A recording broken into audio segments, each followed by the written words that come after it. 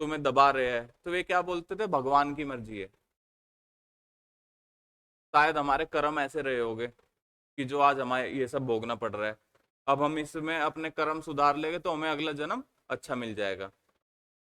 Karl Marx कहता था कि नहीं, कार्ल मार्क्स कहता था नहीं, आपकी गलती नहीं है इसमें। कार्ल मार्क्स ये कहता था कि अपने विचारों को सोचो, है ना। अब जहां पर तुम काम कर रहे हो तुम्हारा शोषण कर रहा है। ये जो नेचर से मिली है चीजें, हमें नेचर से मिली है, ना कि उस व्यक्ति ने दी है जो तुम्हें शोषित कर रहा है।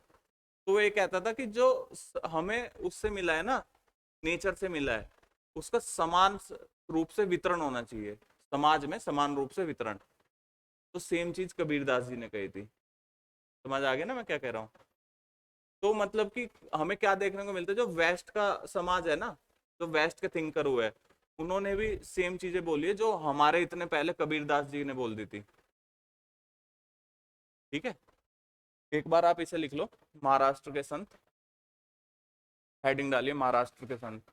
अब आगे कभी महाराष्ट्र के संत, अब आगे कबीरदास करवाऊंगा तो उसमें और अच्छे से समझाता हूँ आपको। अभी तो मैंने ऊपर से लेआउट दे दिया।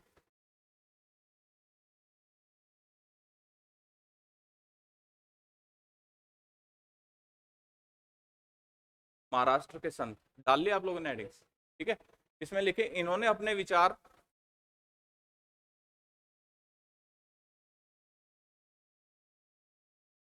सरल मराठी में, सरल मराठी में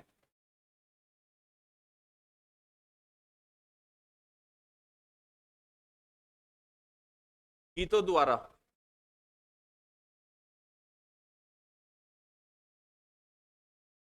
गीतों द्वारा प्रकट किए, जो बहुत लोकप्रिय हुए।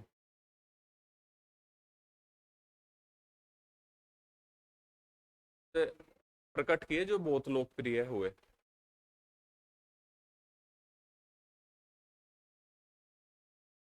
जैसे मैं आपको बता दूं एग्जाम्पल, गांधी जी का एक बहुत फेमस कोट था, उनका गीत था, उन्होंने कहा, वैष्णव जन तो तेने कहिए, ये पीड़ पराई जाने रे। इसका अर्थ है मतलब कौन हुआ है, कौन जा जो, मतलब कि ते पीड़ पराई जाने रे, मतलब कि जो दूसरे की पीड़ा को महसूस कर रहा है ना, वो है, वो भगवान को प्राप्त कर सकता है ना। ये गांधी जी का बहुत फेमस कोट था, है ना। इसको लिखा किसने था, मतलब ये देखो गाने के तौर पे लिखा गया था, गीत है ये। गांधी जी का वो नहीं है, रघुपति राघव राजा राम, है ना, है ना, उसी के अंदर है ये। कौन, वैष्णव जनते तेने कहिए, ये पीड़ पराई जाने रे। ठीक है, इसको लिखा किसने, इसको लिखा है नरसिंह मेहता, है ना। लिख लो इसे एक बार, नरसिंह मेहता ने। देखो, वैष्णव जन तो, वैष्णव जन तो तेने कहिए, तेने कहिए,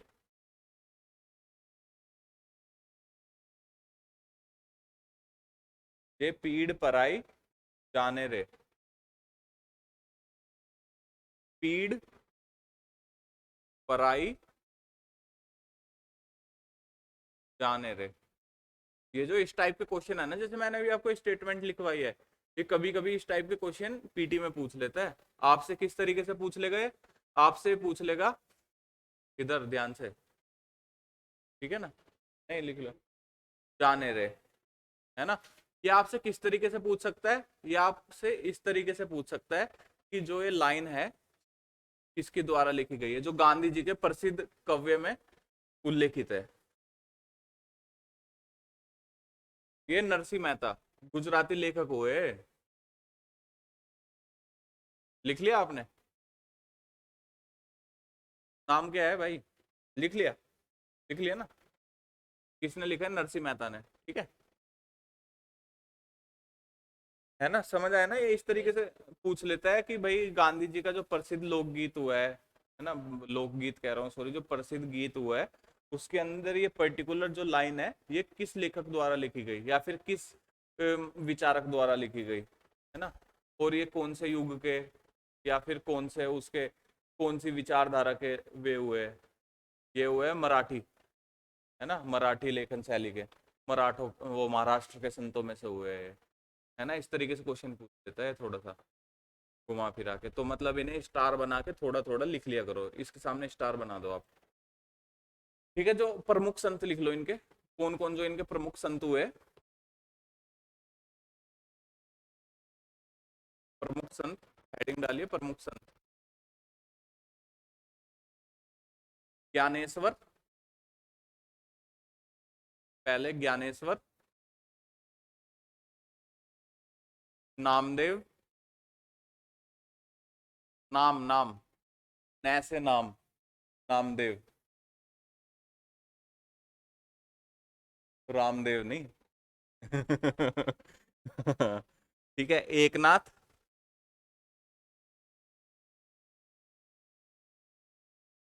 और तुकाराम। एकनाथ, एकनाथ और तुकाराम, तुकाराम, तुकाराम बीड़े, तारक मेहता वाला। ठीक है, इसमें बहुत सारी औरतें भी शामिल रही है इनके विचारों में। क्या कह रहे थे? हाँ, औरतें भी थी। जो फेमस औरतें थी इनकी, फेमस औरतें लिख लीजिए आप। सखुबाई, सखुबाई जैसी स्त्रियां, हम्म, इसी में लिख लो सखुबाई जैसी स्त्रियां। तथा अस्पृश्य समझे जाने वाली जातियां, महार के लोग भी शामिल थे। सखुबाई तथा अस्पृश्य समझे जाने वाली जातियों के लोग, महा अस क्या, स्त्रियों के बाद है, तथा अस्पृश्य समझे जाने वाली जाति, समझे जाने वाली जाति महार के लोग भी शामिल थे।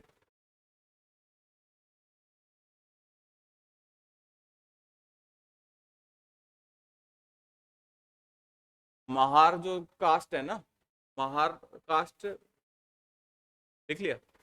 जो महार कास्ट है, महार कास्ट स्पेशली महाराष्ट्र में ही पाई जाती है। हम्म, अस्पृश्य जाति महार, महार में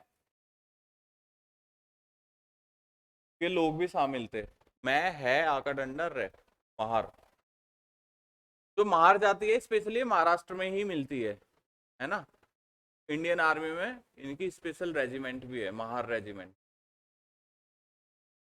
भीमराव अंबेडकर जी थे, वे महार कास्ट से बिलोंग करते थे। ठीक है, अब लिखिए इन्होंने अगला पॉइंट लिखे।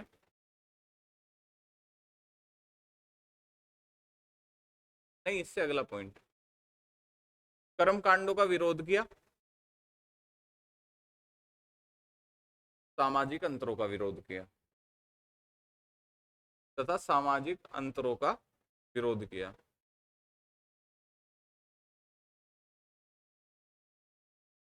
अंतरों का, डिफरेंसेस। इन्होंने सन्यास के विचार को ठुकरा दिया। नेक्स्ट पॉइंट, इन्होंने सन्यास के विचार को ठुकरा दिया। मतलब इन्होंने ये कहा कि सन्यास के द्वारा ही भगवान प्राप्त नहीं कर सकते आप गृहस्थ जीवन में भी भगवान प्राप्त कर सकते हैं। विचारों को ठुकरा दिया।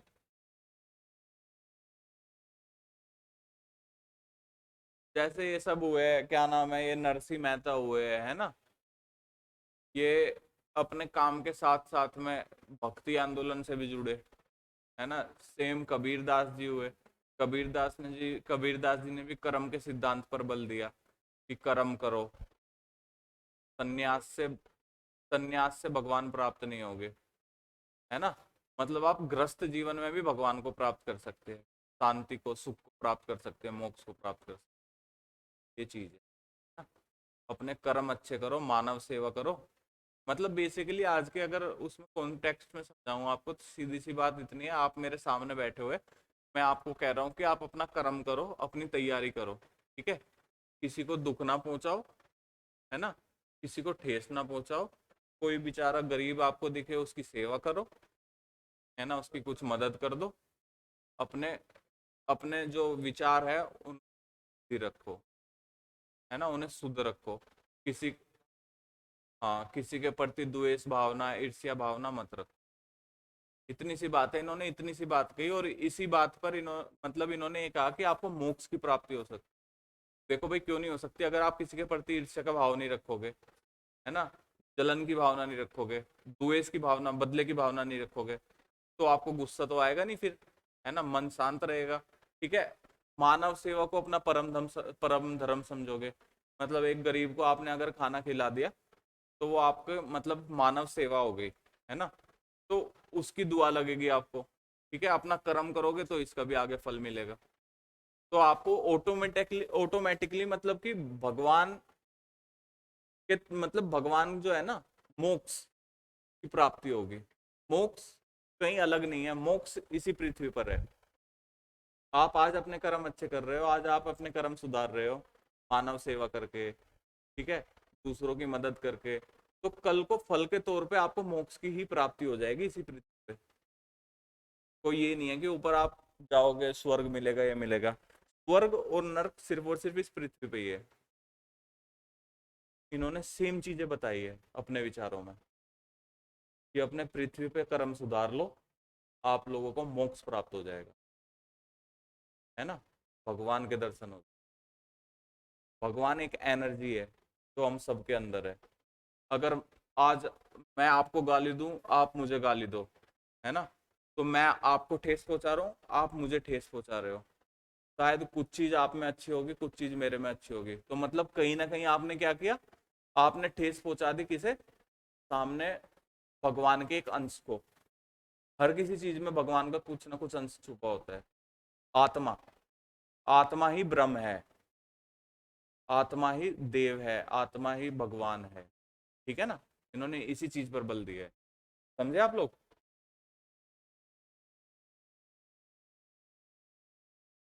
बोर तो नहीं कर रहा मैं आप लोगों को? मजा तो आ रहा है ना? अगली चीज, अगला काम करेंगे हम, अब बात करेंगे सूफी मत की, कि जो सूफी हुए उन्होंने क्या विचार दिए, है ना, सूफी मत।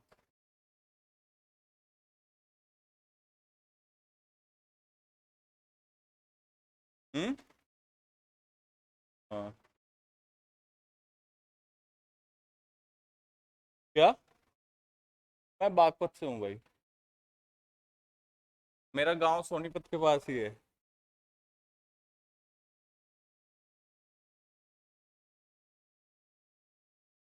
सूफी मत। ठीक है, अब हम बात करते हैं सूफी शब्द से आप क्या समझते हैं।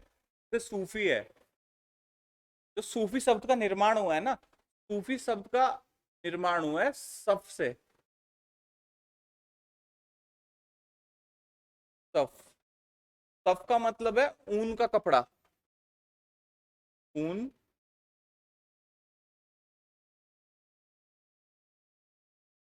का कपड़ा। ठीक है, कुछ विचारकों ने तो कहा है कि जो सूफी है उसका जो उद्भव हुआ है शब्द का, वो हुआ है सफ से, ऊन के कपड़े से। मतलब वे संत जो ऊन के कपड़े पहनते थे। ठीक है, और कुछ का कहना है इसका जो उद्भव हुआ है वो हुआ है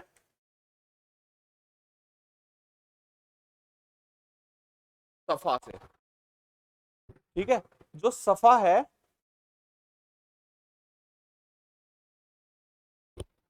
इसका अर्थ हुआ है आचरण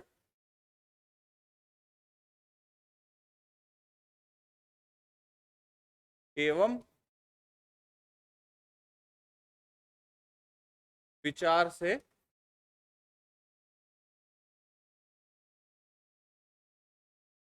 शुद्ध। ठीक है, कुछ तो कहते हैं सफा से हुआ है, कुछ कहते हैं सफ से हुआ है। जो सफ का अर्थ है वो है ऊन का कपड़ा, जो ऊन का कपड़ा पहनते हो। ठीक है, सफा का अर्थ है आचरण एवं विचार से शुद्ध, जो व्यक्ति अपने आचरण एवं विचार से शुद्ध है। ठीक है, और इसकी भी कई फिलोसॉफीज हुई है। इसे इसे ड्रॉ कर लो आप, काम आएगा ये आपके।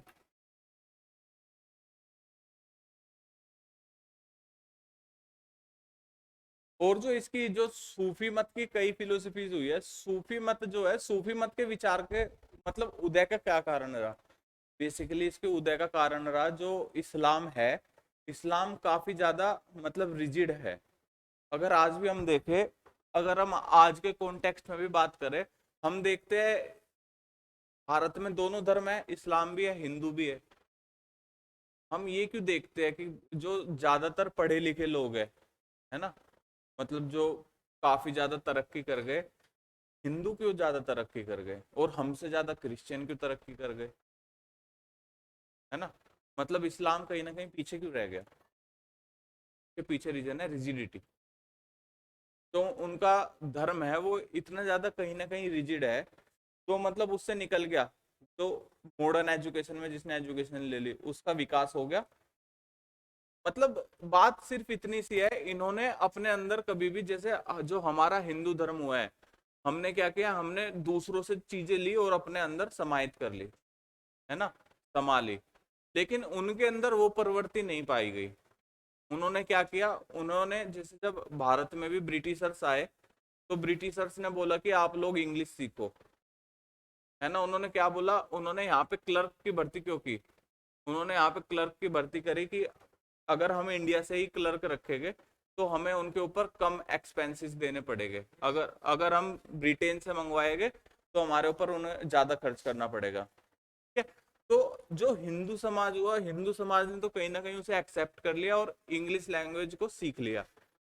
लेकिन जो इस्लामिक था, इस्लाम क्या बोलते थे, नहीं ये हमारे लिए हराम है ना। तो वो बोलते थे कि ये हमारे लिए हराम है, हम तो सिर्फ और सिर्फ अपनी उर्दू को ही मानते जो है, हमारी जो लैंग्वेज है, हमारी जो मतलब की किताबें, होली बुक्स है, वो उसी में फंसे रह गए। और हमने मॉडर्न एजुकेशन लेनी शुरू कर दी, modern science, modern philosophy, modern sociology. तो हमारा विकास हो गया और वे वहीं के वहीं रह गए, ठीक है ना। तो बेसिकली ये मतलब है। तो जैसे इसी इस्लाम के रिजिड होने के कारण क्या हुआ, सूफी मत का उदय हुआ। सूफियों ने क्या कहा, सूफियों ने कहा कि जो ये रिजिडिटी है, ये कहीं ना कहीं हमारा जो डेवलपमेंट है उसे रोक रही है ना, उसे रोक रही है। तो क्या इन्होंने एक काफी ज्यादा लीनियंट सा मार्ग अपनाया। इन्होंने क्या बोलते हैं, इन्होंने जो अपने विचार है उनका संकलन गीतों द्वारा किया, है ना। जिसे हम बोलते हैं क्या, वे कव्वाली नहीं गाते, कव्वाली गाते हैं। समा, समा मतलब समा बांधना, भगवान की बात करना, उसे कहा गया इन्होंने समा, ठीक है। इन्होंने कहा फना, फना का अर्थ है मतलब भगवान में लीन हो जाना। देखिए, अरे यार ये क्या किया,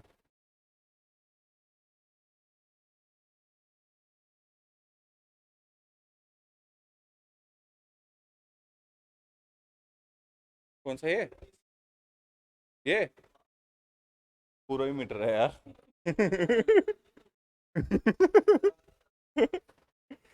देखो, इन्होंने बोला समा, समा क्या था, मतलब जहां पर ये बैठ बैठ के अपने विचार प्रकट किया करते थे गीतों के द्वारा, है ना। इसमें लिख दो गीतों के द्वारा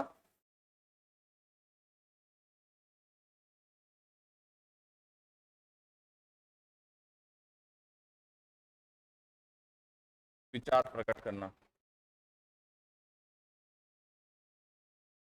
आगे ये सब चीजें आपके मेंस में काम आएगी, है ना। ये सब उसमें टर्मिनोलॉजी आती है, जब मेंस में आप आंसर लिखोगे ना तब काम आएगी ये। और फिर हुआ है, एक हुआ है फना।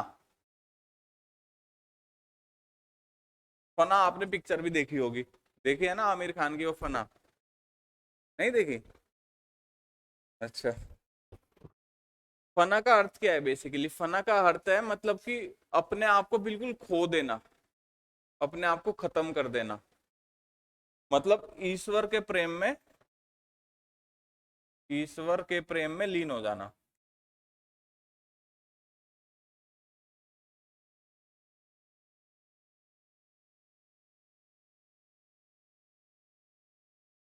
ठीक है ना, ईश्वर के प्रेम में लीन हो जाना, ठीक है। फिर इन्होंने आगे चल के वे बनाए, क्या बोलते हैं, सिलसिले, है ना। जैसे एक सिलसिला हुआ, क्या बोलते हैं ये,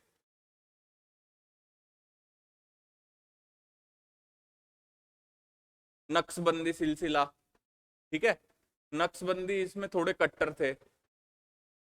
सिलसिले का मतलब है कि कहीं एक मतलब एक जो चेन है, सिलसिला नहीं बोलते कि एक ये सिलसिला स्थापित हो गया, सिलसिला चल रहा है मेरी जिंदगी में, है ना। सिलसिले का अर्थ है मतलब एक चेन जो एक दूसरे से जुड़ी हुई है और आगे ट्रांसफर होती जा रही है, कि मतलब सिलसिलेवार चल रहा है ये चीज। सिलसिले मतलब जो आगे इनके घराने हुए अलग अलग, जैसे नक्शबंदी हो गया, देवबंदी हो गया।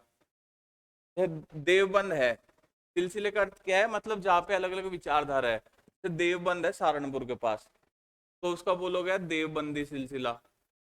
नक्शबंदी थोड़ा जो कट्टर था, है ना, जिसके अंदर थोड़ी कट्टरता थी, वो नक्शबंदी हो गया, नक्शबंदी सिलसिला, जिसे औरंगजेब फॉलो करता था। औरंगजेब नक्शबंदी सिलसिले को फॉलो करता था, है ना। चिश्ती सिलसिला, अजमेर शरीफ वाला, है ना। सिलसिला मतलब इनके जैसे हम स्कूल कह सकते हैं, इनके सूफी संतों के स्कूल कह सकते हैं हम सिलसिले को, ठीक है। तो ये आपको चीज समझ आई, ये कहना क्या चाहते हैं। जो इन्होंने कहा है, इन्होंने भी एकेश्वरवाद को ही माना है, मतलब कि ईश्वर एक है, ईश्वर सबके लिए एक है, उसकी पूजा करो, ठीक है। मूर्ति पूजा का विरोध किया इन्होंने। हिंदू जो मतलब हिंदू धर्म के वे विचारक हुए हैं, उनके विचार अपने अंदर समाहित किए। कुछ विचारक इवन ये भी कहते हैं कि जब इस्लाम रिजिड हो रहा था ना, मतलब अपना प्रचार कर रहा था, कुछ विचारों का ये भी कहना है कि जब इस्लाम अपना प्रचार कर रहा था तो इस्लाम तलवार के बल पर अपना प्रचार कर रहा था, है ना। वो ये कहता था कि तलवार मतलब कि लोहा ही है जिससे हम मतलब विजय प्राप्त कर सकते हैं चारों तरफ, मतलब तलवार के बल पे। तो कुछ विचारकों ने कहा कि सूफी मत का स्पेशली गठन ही इसलिए हुआ ताकि वे इस्लाम का प्रचार एक अच्छे तौर पर कर सके। एक मतलब जैसे ये नहीं बोलते कि इमेज सुधारने के लिए आता है कोई, है ना, मतलब कि अगर मैं यहाँ खराब आदमी हूँ बहुत ज्यादा, ठीक है, मैं कहीं जा रहा हूँ, मैं वहां पे अच्छी अच्छी बात करूँ, तो मैं क्या कहूँगा, मैं अपनी इमेज सुधारने आया हूँ। तो कुछ विचारकों ने यही कहा है कि ये जो इस्लाम थी उसकी इमेज सुधारने के लिए भी आए हैं, है ना। समझ आ रहा है ना। अगर आपसे कोई पूछ ले कि क्या था ये चिश्ती संप्रदाय वगैरह, तो बता दोगे ना आप लोग, या कंफ्यूजन रहेगी। कोई कंफ्यूजन अभी तक जो मैंने बताया, कोई कंफ्यूजन किस चीज को बताओ। अच्छा, मतलब जैसे जो ये सूफी संप्रदाय हुआ है ना, कुछ विचारकों ने इसको कहा है कि ये मतलब एक तरीके से जो हमारी वो होती है ना, मतलब क्या बोलते हैं, इमेज, इमेज सुधारक की तरह काम किया इन्होंने। जैसे इस्लाम था, है ना, इस्लाम ने क्या किया, इस्लाम ने जहाँ पे भी ज्यादातर विचार वो मतलब अपने विचार थोपने के लिए उन्होंने तलवार का इस्तेमाल किया, या तो इस्लाम कबूल कर लो या फिर मार देंगे, ठीक है। लेकिन इन्होंने एक दूसरा रास्ता अपनाया। ये विचारकों के पॉइंट है, मेरे कोई पर्सनल पॉइंट नहीं है, कभी मेरे पर्सनल पॉइंट लेके बैठ जाओ, ठीक है। तो इन्होंने एक दूसरा रास्ता अपनाया, शांति का रास्ता, प्रेम का रास्ता, है ना, ताकि लोग बाग अट्रैक्ट हो, और इनसे अट्रैक्ट भी हुए, ठीक है। जैसे यहाँ पे भारत में क्या, ये जैसे कास्टिज्म था, है ना, इन्होंने बोला कि हमारे पास आओ, भगवान एक है, अल्लाह एक है ना, कोई कास्टिज्म नहीं है, कोई कुछ नहीं है, अगर तुम इंसान पैदा हुए हो तो तुम इंसान हो, कास्ट में नहीं बटे हो तुम।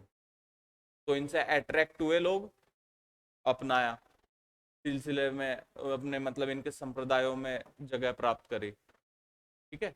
तो मतलब कि बात काम ये भी वही कर रहे हैं जो उन्होंने किया, उन्होंने तलवार के बल पर किया, इन्होंने इन्होंने शांति एवं प्रेम के बल पर किया। जैसे हम बात करते हैं, इन्होंने विचार दिया कि ईश्वर को इस तरीके से प्रेम करो जैसे वो आपकी महबूबा, है ना। मतलब कि भगवान ऐसा है कि जिस तरीके से आप अपनी किसी चाहने वाली को या फिर अपनी किसी मतलब प्रेम करने वाली को, प्रेमिका को प्रेम करते हो ना, जितने उससे मतलब कि जितने पैशनेटली कह सकते हो, है ना, जितने ऑनेस्टली कह सकते हो, तो भगवान को भी उसी तरीके से प्रेम करो, भगवान मिल जाएगा आपको। पूरी तरीके से उसमें विलीन हो जाओ, फना हो जाओ, अपने आप को खत्म कर दो उसमें, ठीक है ना। उसके लिए समा बांधो, मतलब गीतों के द्वारा विचार प्रकट, समा बांधना। मतलब ये कहते हैं, जैसे सीधी सी बात ये है कि जैसे आप अपनी गर्लफ्रेंड हो किसी की, तो कैंडल लाइट डिनर करते हो, मतलब आप उसके लिए क्रिएट कर रहे हो ना कोई चीज। वैसे ही भगवान के लिए समा बांधो, समा क्रिएट करो ईश्वर के लिए, ठीक है ना। और उसके प्रेम में इतना खो जाओ कि अपने आप को फना कर लो उसके प्रेम में। ये चीज बताता है। समझ आई? कोई डाउट? ठीक है ना, अब लिख लो, चलो इस कुछ बात है।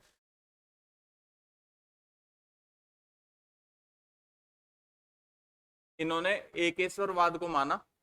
ऊपर वो जो फ्लो डायग्राम बनवाए थे वे तो लिख लिए ना, उस वो पॉइंट तो ना लिखवाओ ना उनके, फ्लो डायग्राम काफी है ना। ठीक है।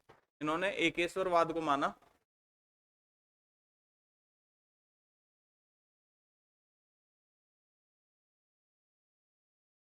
एकेश्वरवाद को माना, मतलब एक ईश्वर। यह ईश्वर के प्रति व्यक्तिगत समर्पण पर बल देते थे। यह ईश्वर के प्रति व्यक्तिगत समर्पण पर बल देते थे, मतलब कि जरूरी नहीं है कि एक ग्रुप हो पूरा का पूरा, आप अपने व्यक्तिगत तौर पे भी पूरी तरीके से समर्पित हो सकते हो भगवान को। हाँ। और यह ईश्वर के प्रति व्यक्तिगत समर्पण को बल देते थे।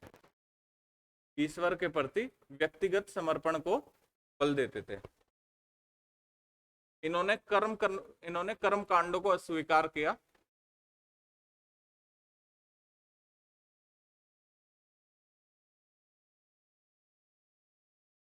इन्होंने कर्म कांडों को अस्वीकार किया।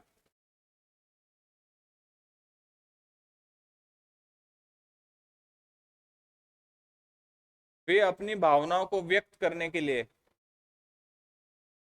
वे अपनी भावनाओं को व्यक्त करने के लिए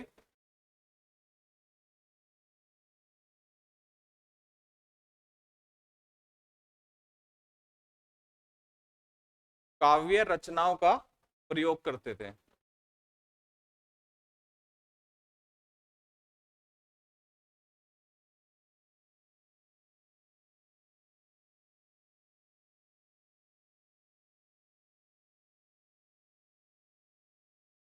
हो गया? हो गया? हम्म। काव्य रचनाओं, काव्य के तौर पे मतलब रचनाओं का प्रयोग करते थे, जिन्हें कव्वाली के तौर पे देखते हैं हम, है ना। तो अजमेर शरीफ गया आप में से कोई? अजमेर शरीफ गया आप में से कोई? राजस्थान से हो ना?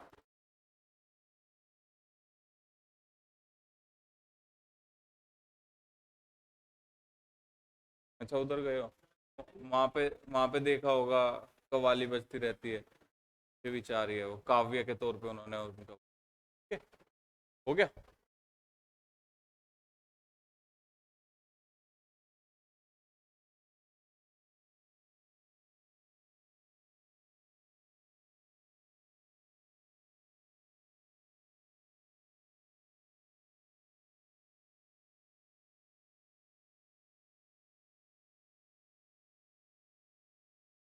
मुझसे बिल्कुल एकदम वन टू वन कांटेक्ट रखो। ये जरूरत नहीं है कि एक सर वाली वाइब आनी जरूरी है, ठीक है ना। ये कोई मैंडेटरी नहीं है कि एक सर वाली वाइब आनी चाहिए कि भाई ये सामने सर है, ये है। अगर कंफर्टेबल हो तो भैया बोल लो चाहे तो, मत। लेकिन एक वन टू वन कांटेक्ट रखो, कोई डाउट नहीं रहना चाहिए, ठीक है। आपके लिए मैं अपना कांटेक्ट नंबर भी दे दूंगा, कोई दिक्कत हो बाद में व्हाट्सएप कर दिया मुझे, ठीक है ना। चाहे वो आपकी लाइफ से रिलेटेड हो, चाहे वो आपकी पर्सनल हो कुछ, चाहे वो आपकी किताब से रिलेटेड हो, ठीक है ना। टेंशन नहीं लेनी किसी चीज की, अपना मौज में रहना है, ठीक है, अपनी तैयारी करनी है।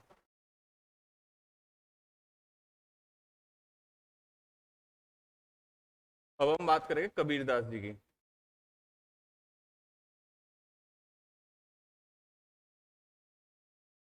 कबीरदास, इन्होंने क्या कहे, इनका जन्म हुआ है 15वीं 16वीं शताब्दी में।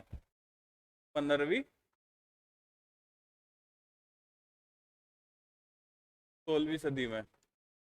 मतलब ये किसके समकालीन रहे लोधी वंश के, लोधी डायनेस्टी के। ठीक है ना, इब्राहिम लोधी के समकालीन रहे कबीरदास जी, है ना। ये लोधी डायनेस्टी के समकालीन रहे। इनका जन्म हुआ है, ये क्या बोलते हैं, बनारस में।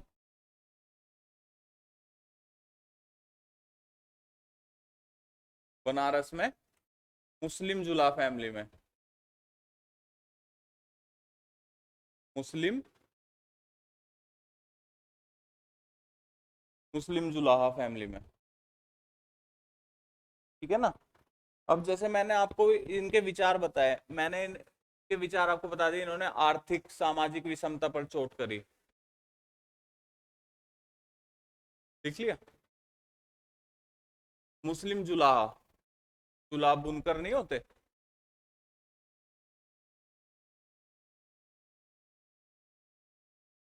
है ना। अब हम बात करते हैं इनकी, इन्होंने सामाजिक असमानता पर चोट करी, है ना। इन्होंने बोला कि क्या बोलते, समाज में प्रकृति में आपका जन्म हो रहा है तो प्रकृति सबको एक समान पैदा कर रही है। असमानता सिर्फ और सिर्फ कहां पर आती है? देखो, चाहे आप किसी गरीब परिवार में हो जाओ पैदा, चाहे आप अमीर परिवार में पैदा हो जाओ, आप पैदा हुए दो हाथ लेके दो पैर लेके। भगवान के द्वारा असमानता सिर्फ और सिर्फ ऐसे पैदा हो सकती है, शायद भगवान ना करे कोई बच्चा विकलांग पैदा हो गया, किसी की मानसिक विकास नहीं हुआ, सिर्फ और सिर्फ यही असमानता है भगवान के द्वारा, है ना। सिर्फ भगवान इतनी असमानता बना के भेजता है, वरना सब समान रूप से जन्म लेते हैं। और उन्होंने विरोध किया धन संचय का। जो आज धन की असमानता है ना, मतलब अगर मैं गरीब हूँ, सामने वाला अमीर है, वो किसने बनाई है? वो बनाई है हमने, हमारे समाज ने। ठीक है। जातिगत श्रेष्ठता, वो क्या बोलते हैं, विरोध किया जातिगत श्रेष्ठता का। ठीक है ना, कि मतलब मैंने इस उच्च जाति में जन्म ले लिया तो मैं श्रेष्ठ हो गया, श्रेष्ठ इंसान होता है। इन्होंने समर्थन किया कर्मों का, कि आप काम करो, आप काम श्रेष्ठ हो सकते हो सिर्फ और सिर्फ अपने कर्मों से श्रेष्ठ हो सकते हो, है ना। मान लो आज मैंने उच्च कुलीन वर्ग में, ब्राह्मण कुलीन वर्ग में जन्म ले लिया।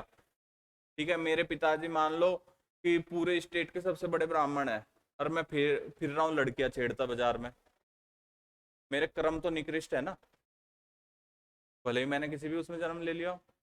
और वही मैंने जन्म ले लिया एक एसटी परिवार में, एससी परिवार में। ठीक है, लेकिन मैं दूसरी तरफ उस सबको सम्मान दे रहा हूँ, प्रणाम कर रहा हूँ, ठीक है, अच्छी अच्छी बातें बता रहा हूँ। ठीक है, कल को आईएएस बन गया, मैंने जन्म कहाँ लिया था? नीचे लिया था, लेकिन बन क्या गया आज मैं? आईएएस बन गया। ठीक है। तो इन्होंने इसी चीज का विरोध किया कि जातिगत श्रेष्ठता नहीं होनी चाहिए। कर्म का सिद्धांत पे इन्होंने बल दिया कि जैसा कर्म करोगे वैसा फल मिलेगा, है ना। और सेम चीज हमें किसके विचारों में देखने को मिलती है? सेम चीज हमें देखने को मिलती है रूसों के विचारों में। अभी मैंने आपको अभी भी बताया था, रूसों ने भी सेम चीज कही कि इस समाज में, इस धरती में जो भी पैदा हो रहा है वो समान पैदा हो रहा है ना। एक बच्चा एक गरीब के घर में पैदा हो रहा है, एक बच्चा एक अमीर के घर में पैदा हो रहा है, दोनों के दोनों दो हाथ दो पैर दो नाक दो आंख लेके पैदा हो रहे हैं, सेम दिमाग लेके पैदा हो रहे हैं, दोनों समान है। लेकिन उनमें डिफरेंस किसने क्रिएट किया? डिफरेंस क्रिएट किया सोसाइटी ने। ठीक है। और जो समाजवाद की विचारधारा ये देते हैं, मतलब कि पैसा, पैसे ने एक डिफरेंस क्रिएट किया है, उसी समाजवाद को आगे चल के अपनाया कार्ल मार्क्स ने अपने विचारों में। उन्होंने कहा कि पैसा ही है जो डिफरेंस क्रिएट कर रहा है सब कुछ। शोषण, उसने दो कैटेगरी बनाई। उसने दो कैटेगरी क्या बनाई? एक तो लेबर और दूसरी लैंडलोड।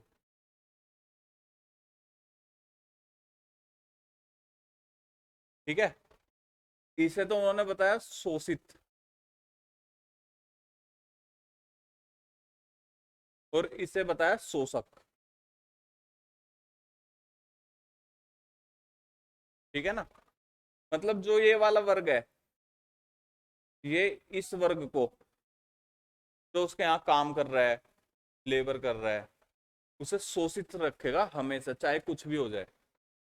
वो ये कहता था कि चाहे आपको महीने में 5 छुट्टी दे दे, 10 छुट्टी दे दे, चाहे आपको 1,000 रुपए दे दे, चाहे आपको 2,000 रुपए दे दे, लेकिन ये रहेगा लैंड लॉर्ड ही, ये रहेगा शोषक ही, तो आपको शोषित करेगा।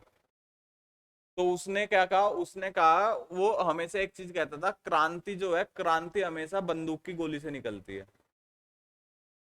कार्ल मार्क्स जो थे वो हमेशा इस चीज को कहते थे, क्रांति हमेशा बंदूक की गोली से निकलती है। मतलब वो कहीं ना कहीं ये चीज कहते थे कि अगर इन्हें, हमें इनका दमन करना है, अपनी विचारधारा को ऊपर लाना है, अपने उसको सुधारना है, अपने आर्थिक विकास को सुधारना है, तो हमें क्रांति करनी होगी। वो ये कहते थे कार्ल मार्क्स। ठीक है, मतलब उनका जो समाजवाद था वो एक्सट्रीम था, उन्होंने एक्सट्रीम समाजवाद को फॉलो किया है। लेकिन उन्होंने विचार कहाँ से लिया है? सेम विचार हमारे कबीरदास जी भी देते हैं कि जो ये पैसा है, एक डिवाइड क्रिएट करता है सोसाइटी में। ठीक है ना। और जो इनके संकलन है ना, मतलब कबीरदास की मतलब विचारों का, वो हमें मिलता है बीजक में।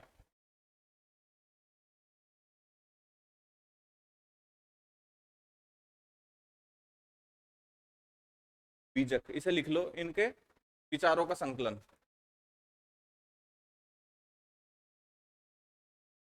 विचारों का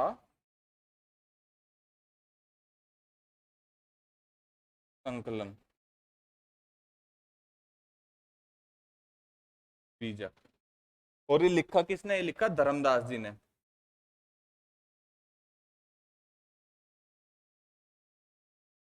धर्मदास, ठीक है ना। कबीरदास जी के विचारों का संकलन।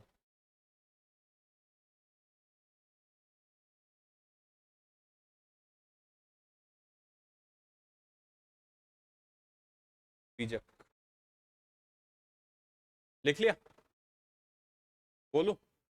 पहला पॉइंट डालिए इसमें।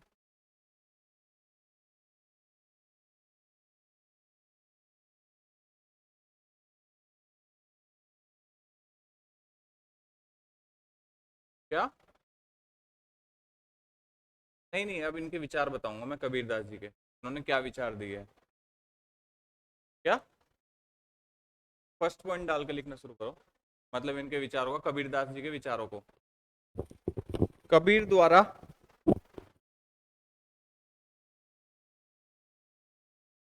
कबीर द्वारा आर्थिक सामाजिक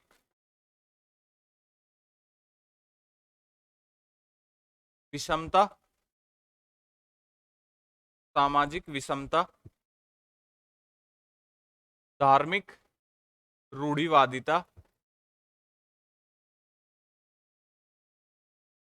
विषमता, धार्मिक रूढ़िवादिता तथा कुलीनों, हाँ रूढ़िवादिता तथा कुलीनों के विशेषाधिकारों को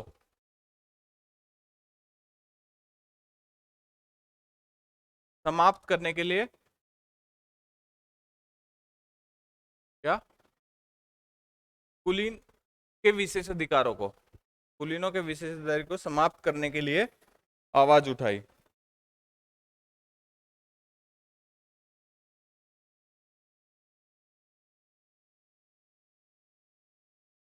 दूसरा पॉइंट, सेकंड पॉइंट, इन्होंने कर्म की महत्ता को,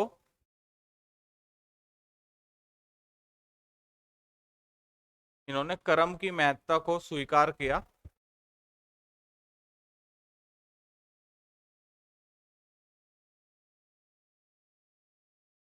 इन्होंने कर्म की महत्ता को स्वीकार किया तथा जातीय जन्मगत, तथा जातीय जन्मगत श्रेष्ठता को, जन्मगत श्रेष्ठता को अस्वीकार कर दिया,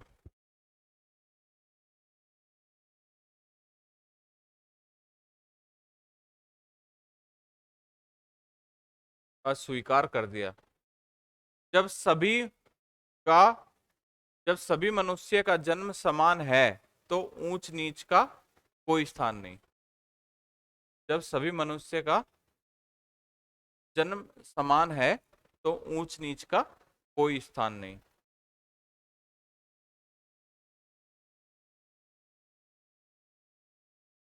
तीसरा पॉइंट लिखिए।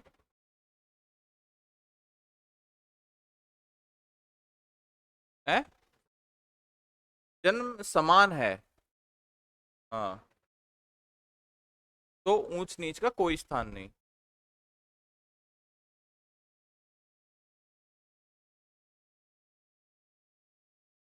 नेक्स्ट पॉइंट लिखिए।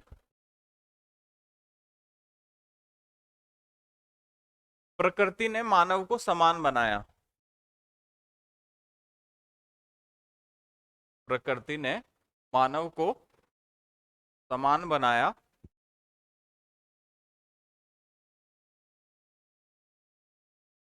यह चिंतन यह चिंतन प्रबोधनकालीन प्रबोधनकालीन प्रबोधन प्रबोधनकालीन प्रबोधन कालीन रूसो रूसो रूसो विचारों में रूसो विचारक हुए वेस्ट के, है ना। रूसो के विचारों में भी दिखाई देता है।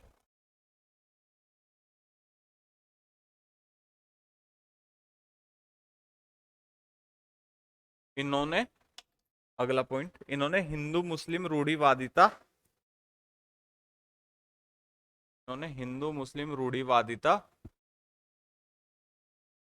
तथा कर्म कांडों का विरोध किया। हिंदू मुस्लिम रूढ़िवादिता तथा कर्म कांडों का विरोध किया। और एक चीज बताऊं आप लोगों को मैं, ये क्या बोलते हैं, लाइन वाली जो बुक्स है ना, इनका प्रयोग करना बंद कर दो आप। मेंस में प्रॉब्लम आएगी। अभी तो आप इसमें लिखते रहोगे, तो प्लेन वाइट पेज होता है ना, उस पे लिखने की आदत डालो। हाँ, मतलब ऐसे A4 साइज में जितने भी आते हैं, प्लेन पेज पे लिखने की आदत डालो, ठीक है ना। क्योंकि जब आप प्लेन पेज पे लिखोगे ना, अब जैसे बोर्ड पे मैं लिखता हूँ, मुझे आदत नहीं थी बोर्ड पे लिखने की, तो ऊंचे नीचे कहीं भी चले जाते हैं। तो प्लेन पेज पे लिखोगे तो धीरे धीरे आंसर सही डायरेक्शन में लिखना आ जाएगा, ठीक है ना।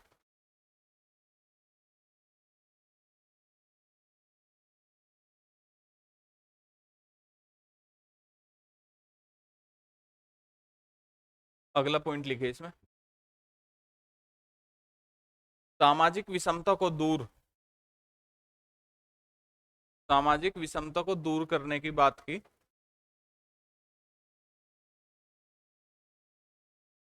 सामाजिक विषमता को दूर करने की बात की तथा कहा कि धन एक ऐसा साधन है जो धन एक ऐसा साधन है जो समाज को बांटता है।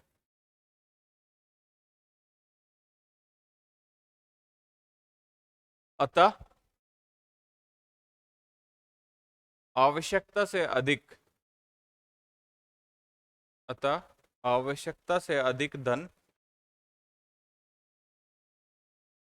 संचय को पाप माना। धन संचय को पाप माना। इकट्ठा करना। देखा, यही सेम चीज हमें जैन में भी देखने को मिली है। जैन के विचारों में क्या देखने को मिला, उन्होंने भी आवश्यकता से अधिक धन संचय को पाप माना है ना। तो अब जो इन्होंने ये चीज कही है ना, जो धन समाज को बांटता है, इसमें नीचे सेमी कोलन बना के लिख दो कि सेम चीज समाजवादी विचारधारक कार्ल मार्क्स ने कही है। समाजवादी विचारधारक कार्ल मार्क्स ने भी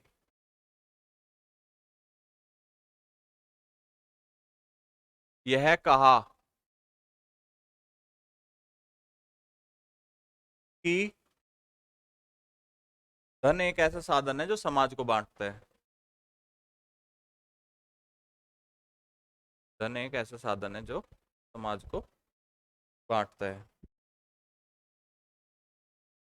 ठीक है, अब हम बात करेंगे बाबा गुरु नानक।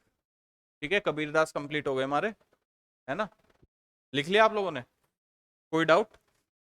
कोई डाउट पीछे?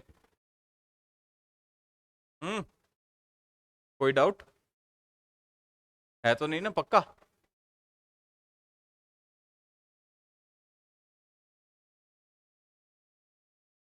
हाँ, आगे चल के कबीरदास जी को मत जोड़ देना।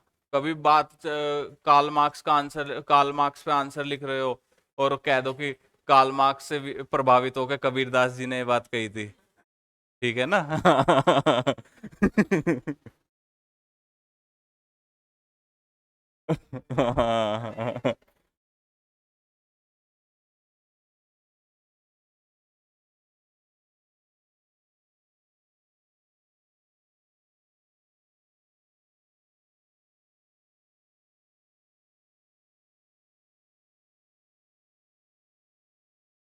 बाबा गुरु नानक।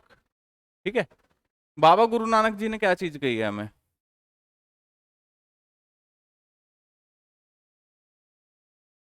1469 टू 1539।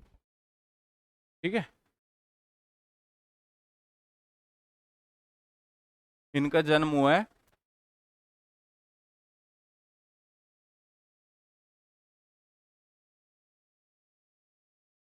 ननकाना साहिब,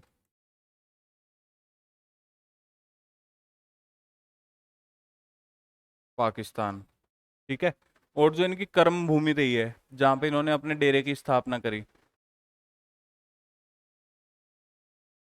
जो इनका डेरा रहा, ननकाना साहिब। ननकाना,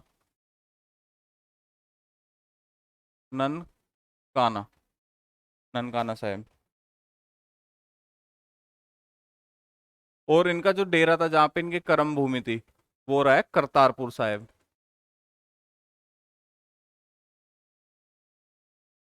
करतारपुर, हाँ, मतलब जहाँ पे इन्होंने अपने स्कूल की स्थापना करी, अपने विचार दिए। ठीक है,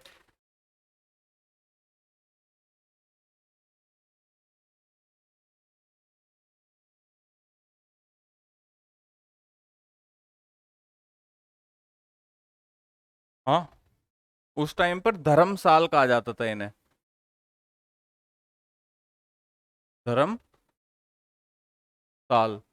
जैसे हम हिंदू में क्या होती, धर्मशाला होती है, उस टाइम पर धर्मसाल कहा जाता था गुरुद्वारों को।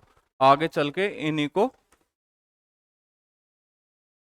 गुरुद्वारा कहा जाने लगा।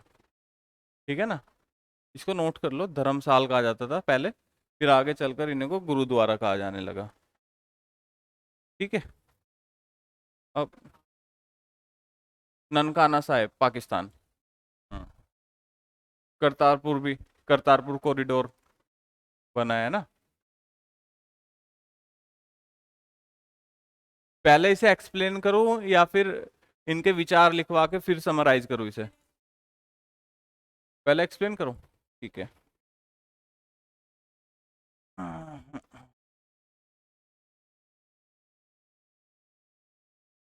देखो, जो गुरु नानक जी हुए हैं ना, उन्होंने भी सेम ही चीज कही है। उन्होंने कहा है किरत कर, जप कर, है ना। और उन्होंने तीन चीजें कही है। उन्होंने कहा है दान, नाम और स्नान। तीन विचार दिए उन्होंने, दान, नाम, स्नान।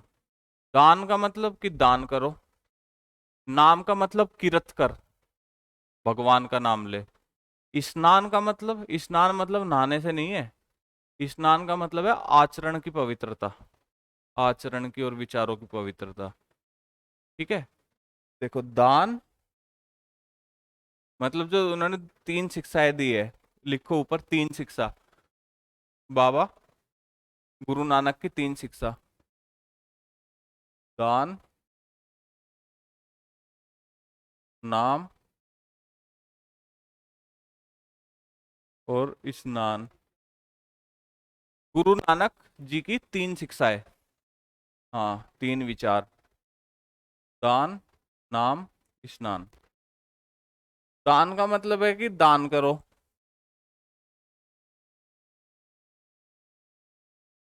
नाम का मतलब है ईश्वर का नाम जपो। नाम जप। जप नहीं बोलते, जप कर, किरत कर।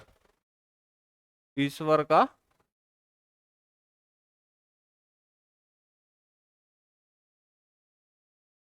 नाम जपो। और स्नान का मतलब है आचरण की पवित्रता, ना कि नहाने से। कि उन्होंने कहा कि नहाया करो रोज, नहाते नहीं। ठीक है, स्नान का मतलब आचरण की पवित्रता। आचरण की पवित्रता। ठीक है, लिख लिए क्या? हाँ, तो कर्मों के सिद्धांत को उन्होंने कहा है कि अपने कर्म करो। उन्होंने कभी भी उसकी बात नहीं करी कि सन्यास ले लो। उन्होंने बोला कि आचरण अच्छा रखो अपना, ईमानदारी से कर्म करो। ठीक है, ईमानदारी से कर्म करो, आचरण अच्छा रखो। और उन्होंने जातिगत भेदभाव का भी विरोध किया। जातिगत भेदभाव, जातिगत भेदभाव का विरोध ऐसे किया उन्होंने, उन्होंने लंगर की स्थापना करी। ठीक है, जहां पर सभी लोग, सभी जातियों के लोग खाना खाते थे, है ना, एक जगह बैठ के। क्या? कहाँ पे? अच्छा, जन्म, हाँ, ननकाना साहिब, पाकिस्तान। क्या? आचरण की पवित्रता, पवित्रता।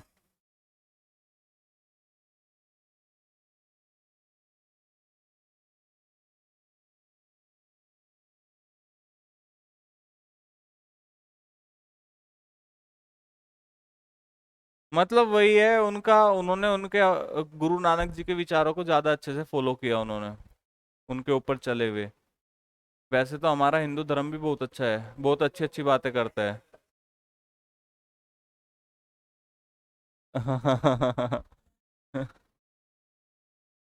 हमारा हिंदू धर्म भी बहुत अच्छी अच्छी बातें करता है। हमने ही पूरे विश्व को टॉलरेंस सिखाया है कि टॉलरेंस क्या है, सहिष्णुता क्या है। आज जो पूरा विश्व बात करता है ना, जो कहते हैं कि पूरा विश्व एक गांव बन चुका है ना, तो हमने ये परिभाषा दी है कि वो क्या बोलते हैं, वासुदेव कुटुंबकम की। ये परिभाषा हमारी ही है। लेकिन जो उत्तर वैदिक काल हुआ ना, उसमें जो कर्मकांड जुड़ गए हमारे हिंदू धर्म में, उन्होंने हमारे उसको कहीं ना कहीं थोड़ा सा, मतलब बैक फुट पे लाया वो। लेकिन जैसे ये धार्मिक आंदोलन हुए, ठीक है, फिर हम मॉडर्न इंडिया में आएंगे। मॉडर्न इंडिया में जैसे उन्होंने क्या नाम है, सती प्रथा का विरोध किया। ठीक है, फिर हाँ, राजा राम मोहन रॉय ने सती प्रथा का विरोध किया, है ना। फिर आगे चल के क्या बोलते हैं इन्होंने, क्या नाम था उनका, ज्योतिबा फूले। ज्योतिबा फूले ने क्या बोलते, शिक्षा पर जोर दिया, है ना, मतलब कि पिछड़ी वर्ग को शिक्षा, है ना। और ये क्या बोलते हैं, विडोरी मैरिज वगैरह ये सब हुए। ये सब भी कहीं ना कहीं उस टाइम का धार्मिक सुधार आंदोलन ही है, मॉडर्न इंडिया का। उस टाइम भी धार्मिक सुधार आंदोलन हुए। ये हम देख रहे हैं, ये है मेडिवल इंडिया का धार्मिक सुधार आंदोलन, वो होगा मॉडर्न इंडिया का धार्मिक सुधार आंदोलन। है ना, जब किसी में कुछ कुरीतियां आती है ना, तो उसको सुधारने के लिए भी चीजें आती है ना। अब हम देखते हैं, चलो हिंदू धर्म ये है, लेकिन क्या बोलते हैं इसमें, सिखिज्म में तो इवन जो एक खालिस्तान वाला पंथ है, जो भारतीय सिख्स है ना, वे इसके बिल्कुल पक्ष में नहीं है, वे इसके हमेशा से विरोध में रहे हैं। इसके पक्ष में कौन रहा है? इसके पक्ष में ज्यादातर वे रहे जो कनाडा वगैरह में बैठे हैं कुछ, है ना, जो कुछ कनाडा वगैरह में है। वे भारत से तो जा चुके हैं, पर वहां पे अपना अलग ही एजेंडा चला रहे हैं। तो वे कहीं ना कहीं, मतलब कुछ लोग ऐसे मिले गए, जैसे कुछ पंडितों ने, कुछ इन्होंने हमारे धर्म को गंदा किया, कुछ बाबाओं ने हमारे धर्म को गंदा किया, है ना। ये आसाराम जैसे बाबा यही तो कर रहे थे, है ना। राम रहीम हो गया, आसाराम हो गए, ये सब यही तो कर रहे थे, और कर क्या रहे थे? तो धर्म, हर कोई धर्म अच्छा है, चाहे वो इस्लाम हो, चाहे वो हिंदू हो, चाहे वो सिख हो, चाहे वो क्रिश्चियन हो, जैन हो, बौद्ध हो। तो धर्म कोई भी खराब नहीं है, सारे धर्म हमें एक ही चीज बताते हैं कि प्यार से रहो। लेकिन जो उसे इंटरप्रेट किया है ना, इंटरप्रिटेट किया है उसे, मतलब उसे डिफाइन किया है, वो सही तरीके से डिफाइन नहीं किया है। अब लोगों के अंदर कैसे इतने भ्रम की भावनाएं पैदा हो गई कि अगर हम देखते हैं, पास्ट में चल के देखते हैं हम, कि हमारा मतलब कि हम इतने भ्रमित हो गए। सती प्रथा कैसे आ गई समाज में? सती प्रथा ऐसे आ गई समाज में कि जो संस्कृत भाषा थी, संस्कृत भाषा को उन पंडितों ने क्या कहा कि ये मतलब कि जो हमारे समाज का लिटरेट ग्रुप है, मतलब कि जो एक अच्छा खासा इलीट ग्रुप है, संस्कृत भाषा उसकी है। तो उन्होंने क्या किया, उन्होंने संस्कृत भाषा से लोगों को दूर कर दिया। संस्कृत भाषा अब सिर्फ और सिर्फ एक पढ़े लिखे वर्ग की भाषा रह गई थी उत्तर वैदिक काल में, है ना। उसे मतलब एक आम आदमी नहीं पढ़ सकता था। तो उन्होंने क्या किया, उन्होंने जो वो धार्मिक ग्रंथ उनको अपने हिसाब से मोल्ड करके बताना शुरू कर दिया। अब उन्हें अगर लगा कि शायद मैं, अगर मैं उन्हें बताऊं, जैसे मान लो यहाँ पे एक पेन रखा हुआ है, ठीक है, मैं आपको सिंपल साधारण भाषा में कह दूं ये पेन मुझे उठा के दे दो, ठीक है, लेकिन मैं आपको दूसरी भाषा में कह दूं ये पेन मुझे उठा के दोगे तो आपको सुख की प्राप्ति होगी, और बदले में आपको ही मुझे 10 रुपए देने पड़ेंगे, है ना। पेन भी आपको ही ले रहा हूँ और आपको कह रहा हूँ आपको सुख की प्राप्ति होगी, और आपसे ही 10 रुपए ले रहा हूँ। मतलब मैंने कहीं ना कहीं इसकी दूसरी लैंग्वेज में इसका इंटरप्रिटेशन गलत कर दिया। तो सेम चीज हुई, जब उन्होंने चीजों की इंटरप्रिटेशन गलत करनी शुरू कर दी ना, तो कुरीतियों का जन्म हुआ हमारे समाज में, ठीक है। और जब ये कुरीतियों का जन्म हुआ तो इन्होंने एक विकराल रूप धारण कर लिया। और इन्हीं विकराल रूप को, जब ये विकराल रूप, देखो सारी चीजें जुड़ती है आपस में, जब ये ज्यादा ऊपर बढ़ गई तो क्या हुआ, फिर इन्हीं को मिटाने के लिए धार्मिक सुधार आंदोलन हुए, है ना। तो जब भी कोई चीज बढ़ती है ना, तो उसको उसकी काट में कुछ ना कुछ आता है, जैसे बोलते नहीं, जहर को जहर काटता है ना, लोहे को लोहा काटता है। तो मतलब जब भी कोई चीज, जब किसी भी चीज की अति होती है ना, तो अति चाहे किसी भी चीज की वो खराब होती है, तो फिर उसका कोई ना कोई रेमेडी जरूर आती है। तो सेम चीज ये रेमेडी थी हमारी, जब समाज में कुरीतियां बहुत ज्यादा बढ़ गई ना, जो धार्मिक सुधार आंदोलन हुए, ये रेमेडी की तरह काम किए इन्होंने हमारे लिए। ठीक है ना, समझ आया आप लोगों को? चलिए अब इनके विचार लिख लीजिए एक बार, फिर मैं आपको गुरु नानक जी का पूरा वो कर दूंगा, खत्म हो जाएगा फिर हमारा आज का टॉपिक। गुरु नानक जी के विचार।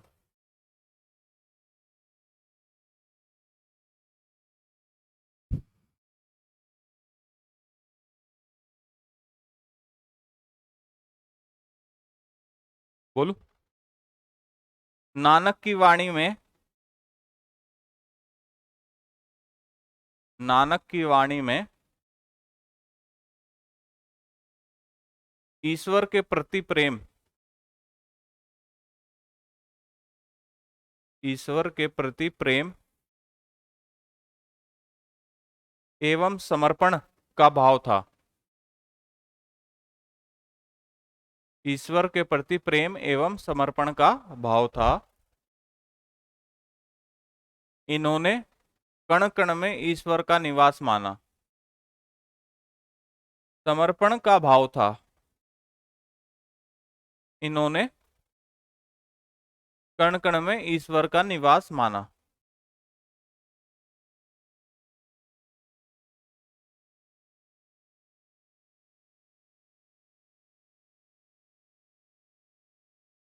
दूसरा पॉइंट, आडंबर रहित भक्ति मार्ग पर, आडंबर रहित भक्ति मार्ग पर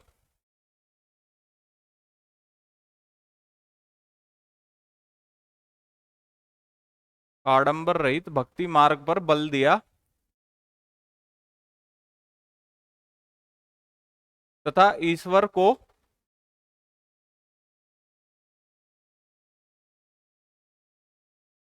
निराकार एवं सर्वव्यापी माना। निराकार एवं सर्वव्यापी माना। सर्वव्यापी। इन्होंने गृहस्थ जीवन को, इन्होंने गृहस्थ जीवन को, इसी में ही है, इन्होंने गृहस्थ जीवन को मोक्ष प्राप्ति में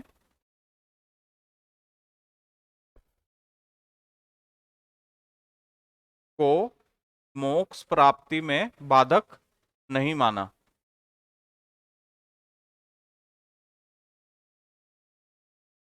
में बाधक नहीं माना।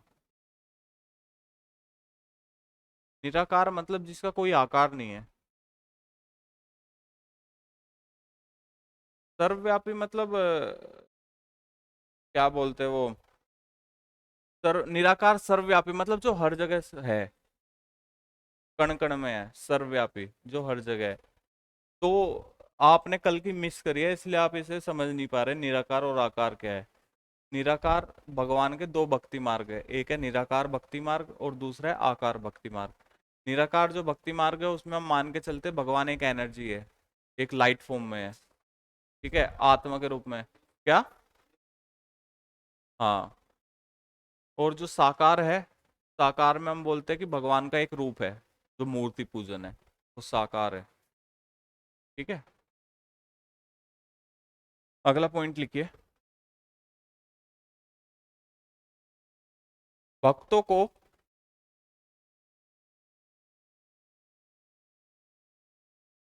सत्य, ईमानदारी, दयादान तथा नैतिकता, दयादान तथा नैतिकता का उपदेश दिया। ईमानदारी, दयादान तथा नैतिकता का उपदेश दिया। अगला पॉइंट, नैतिकता, मोरलिटी। नेक्स्ट पॉइंट, इन्होंने क्षेत्रीय भाषा में हम्म इन्होंने क्षेत्रीय भाषा में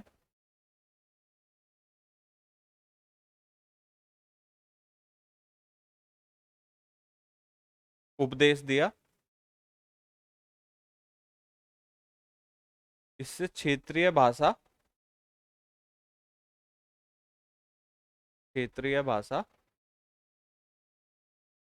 एवं साहित्य को प्रोत्साहन मिला।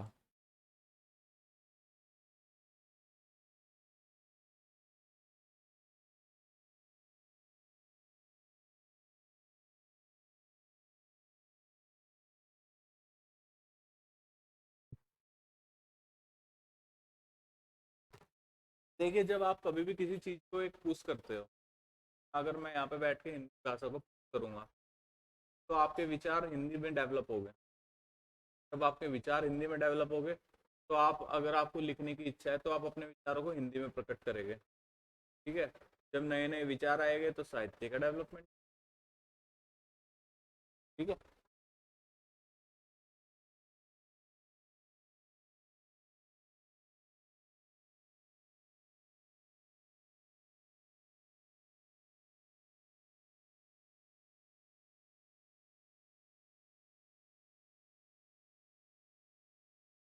देखो जो मैंने आपको बताया था, देखो जो दीन दुखियों को, पीड़ितों को अपना समझता है वह ही संत है, क्योंकि ईश्वर उसके साथ है ना। वह हर एक परित्यक्त व्यक्ति को अपने दिल में लगाए रखता है। वह एक दास के साथ भी अपने पुत्र जैसा व्यवहार करता है ना। तुकाराम का कहना है, मैं यह कहते कहते कभी नहीं थकूंगा, ऐसा व्यक्ति स्वयं ईश्वर है ना। मतलब कि जो एक दिन दुखिया में भी अपने मतलब उसकी सेवा कर रहा है। सेम चीज किस चीज ने कही है, सेम चीज बताओ, ये किसने कही है सेम चीज, कि मैं भगवान एक गरीब में, एक पीड़ित में देखता हूँ। सेम चीज विवेकानंद जी ने कही। विवेकानंद जी ने भी सेम चीज कही है कि मैं भगवान देखता हूँ कि एक पीड़ित में है, जो एक गरीब है, जो किसी बीमारी से ग्रसित है, मैं उसमें भगवान देखता हूँ, सेवा में भगवान देखता हूँ। ठीक है।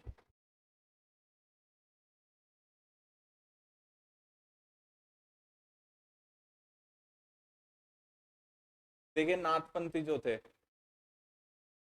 नाथपंथी इतने इम्पोर्टेंट नहीं है हमारे इसमें सिलेबस में, तो जैसे मैंने नहीं करवाया। देखिए इस काल में अनेक ऐसे धार्मिक समूह उभरे जिन्होंने साधारण तर्क वितर्क का सहारा लेकर रूढ़िवादी धर्म के कर्मकांडों और अन्य बनावटी पहलुओं तथा समाज व्यवस्था की आलोचना की। इनमें नाथपंथी सिद्धाचार और योगी जन उल्लेखनीय है। उन्होंने संसार का परित्याग करने का समर्थन किया। देखो ये क्या बोलते हैं, ये बोलते हैं कि अगर आपको मतलब ईश्वर तक पहुंचना है तो आपको समाज का त्याग करना होगा। इसलिए इन्हें क्या कहा गया, इन्हें सिद्ध योगी कहा गया, नाथपंथी, है ना। मतलब कि अगर आपको मतलब इस मतलब कि मोह माया से छुटकारा पाना है ना, जैसे कबीरदास जी इन सब ने क्या कहा कि आप ग्रस्त रहते हुए भी एक मोक्ष प्राप्ति कर सकते हो, लेकिन इन्होंने क्या कहा, इन्होंने कहा कि आपको संसार का त्याग करना होगा अगर मोक्ष लेना है। ठीक है, इनके विचार में निराकार परम सत्य का चिंतन मनन और उसके साथ एक हो जाने की अनुभूति ही मोक्ष का मार्ग है। मतलब निराकार मतलब कि ईश्वर एक एनर्जी है, सेम चीज जो मैं आपको इतने टाइम से समझाता रहा हूँ। मतलब इन्होंने निराकार को चिंतन मनन का और मोक्ष का रास्ता माना है। मैंने आपको पहले भी बताया था, देखो ये एक पॉइंट और जुड़ गया, चाहे कोई भी आ जाए, कोई भी अगर पॉइंट समझ में नहीं आ रहा है ना, तो सीधे सीधे उसमें एक चीज डाल दो कि जाति व्यवस्था का विरोध, है ना, कर्म कांडों का विरोध, ठीक है, और क्या बोलते हैं समानता पर जोर। ये 3 पॉइंट ऐसे है, चाहे कुछ भी आ जाए, कुछ भी, हर उसमें डले गए। ठीक है ना। उन्होंने योगासन, प्राणायाम और चिंतन मनन जैसी क्रियाओं के माध्यम से मन एवं शरीर को कठोर प्रशिक्षण देने की आवश्यकता पर बल दिया। मतलब इन्होंने योगासन, प्राणायाम वगैरह इन सब पर बल दिया ताकि हम अपने शरीर को कष्ट दे सके और हमारी जो मन है, मन को कंट्रोल में रख सके। योग जो है, योग असल में बहुत पावरफुल चीज है। योग से हम अपने मन को काबू में रख सकते। आप प्राणायाम करना शुरू कीजिए, देखिए आप प्राणायाम करो, आप 1 महीना प्राणायाम करो, आप अपनी सांस पर कंट्रोल करना सीखिए। आप फिर महसूस कर सकेंगे कि इस नासिका से ज्यादा सांस है या फिर इससे ज्यादा है। हाँ, मतलब 1 महीने का जो है ना, मतलब तो अब यही देख लो, इन्होंने योग पर जोर दिया ताकि अपने मन को कंट्रोल में ला सके। ठीक है, और ये समूह खास तौर पर नीची कही जाने वाली जातियों में बहुत लोकप्रिय हुए। उनके द्वारा की गई रूढ़िवादी धर्म को आलोचना ने भक्ति मार्गीय धर्म के लिए आधार तैयार किया। देखो वही सेम चीज जो मैंने कही थी, फिर आ गई ना, एक ही चीज आती है इसमें घूम फिर के पूरे धर्म सुधार आंदोलन में। देखो उनके द्वारा की गई रूढ़िवादी धर्म की आलोचना ने भक्ति मार्ग धर्म के लिए आधार तैयार किया। मतलब इन्होंने भी वही चीज की है, रूढ़िवादिता की आलोचना की है, वही सेम चीज। बस इस चीज को ध्यान में रखना है कि चाहे कोई भी आएगा और रूढ़िवादिता पर चोट करेगा ही करेगा। रास्ते अलग हो सकते हैं, कोई कहेगा कि मैं ईश्वर की पूजा करूंगा, कोई बोलेगा कि नहीं मैं निराकार की पूजा करूंगा, कोई कहेगा मैं साकार की पूजा करूंगा, लेकिन दोनों का रास्ता एक ही है कि मोक्ष की प्राप्ति। दोनों का मतलब एक ही जगह जाना है, दोनों को मोक्ष प्राप्त करना है, और दोनों को रूढ़िवादिता पर चोट करनी है, जाति व्यवस्था पर चोट करनी है। ठीक है,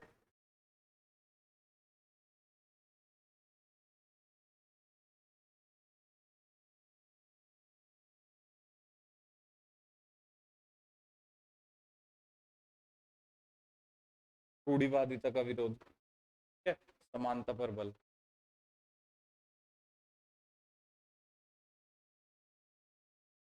ये देखो ऋषि पंथ, इसलिए बोलता हूं मैं, ये मैंने आपको मेन मेन मेंस की चीजों से बता दिए, है ना। जब आप एक बार खुद से रीड करोगे ना, अब आप इसको रीड करना, ठीक है, फिर इसको रीड करना।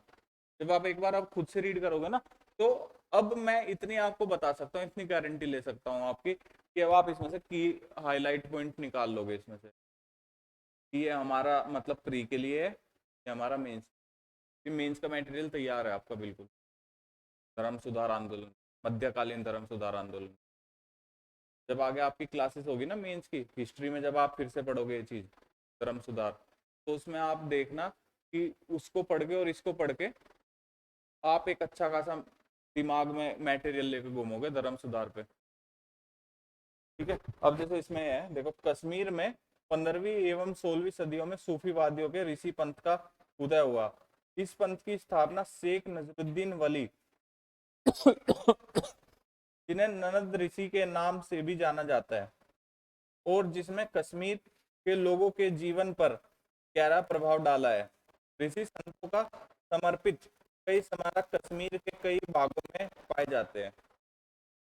देखो इनका ऋषि पंथ क्या है, सूफीवादी का ऋषि पंथ। जैसे सूफीवाद में मैंने आपको क्या बताया था, सूफीवाद क्या है, सूफीवाद है एक लीनियन रास्ता, है ना, मतलब एक जो आसानी से फॉलो किया जा सकता है। ये रूढ़ी नहीं है ये लोग, मतलब कि नहीं हम तो सिर्फ यही करेंगे, जिद पकड़ के बैठ गए। ये लोग है लीनियन, जो समाज की मांग है, जो समाज की डिमांड है, उसे पूरा करने के लिए, उसे फॉलो करने के लिए चल। तो इन्होंने ऋषि पंथ की भी स्थापना करी, जिसमें योग इन्होंने योग को कहा, योग का सहारा लिया, योग हो गए, ठीक है। फिर विचारक हो गए, है ना, इन्होंने कहा कि हिंदू धर्म के जो विचारक है उनकी बातें इन्होंने कही, है ना, उनकी जो उन्होंने विचारधाराएं दी उनकी बातें इन्होंने की। तो इनको क्या किया गया है, इनको कहा गया ऋषि पंथ। ठीक है, और इसका ऋषि पंथ का उदय कहाँ हो रहा है, कश्मीर में हो रहा है। इसमें सूफी वाला जहां आपने लिखा है ना, उसमें एक पॉइंट डाल के लिख लो आप।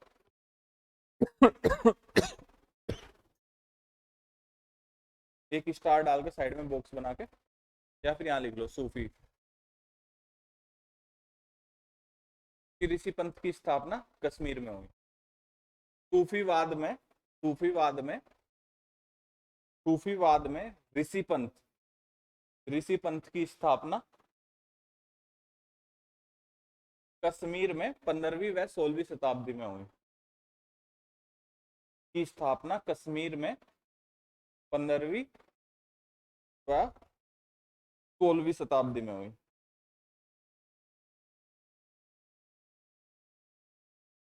हाँ, 15वीं व 16वीं शताब्दी में।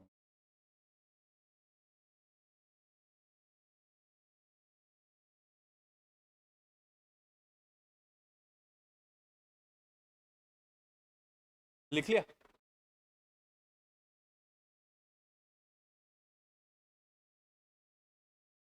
देखो, अक्सर लोग समझते थे कि सूफी ओलियाओं के पास चमत्कारिक शक्तियां होती है, जिनसे आम लोगों की बीमारियों और तकलीफों से छुटकारा मिल सकता है। सूफी संत की दरगाह एक तीर्थ स्थल बन जाता था, जहाँ सभी इस इंसान धर्म के लोग हजारों की संख्या में इकट्ठे होते थे, है ना। मतलब हम क्या देखते हैं इसमें, कोई जातीय धार्मिक भेदभाव नहीं है। अगर आपको दुख का निवारण वहां से हो रहा है, जैसे इन्होंने कहा कि अक्सर इन्हें चमत्कारिक शक्तियां समझ लेते, वहां से इनके दुख की, इनकी बीमारी की इलाज हो जाता था। ठीक है, तो ये कभी भी मतलब एक पर्टिकुलर इंसान धर्म, कोई एक धर्म से नहीं जाते थे यहाँ, कोई धार्मिक भेदभाव नहीं था कि नहीं यहाँ पे इस्लामिक लोग, इस्लाम को फॉलो करने वाले आ सकते हैं, हिंदू धर्म को फॉलो करने वाले आ सकते हैं, कोई भी आओ, कोई भी जाओ। तो आज पीर बाबा देखते हैं हम, अलग अलग जगह बन रहे थे पीर बाबा, पीर बाबा पे हिंदू भी जाते हैं, मुस्लिम भी। वो सेम चीज यही है, वो नतीजा धार्मिक आंदोलन का ही है, सूफीवाद का है वो नतीजा। ठीक है ना, समझ रहे हो।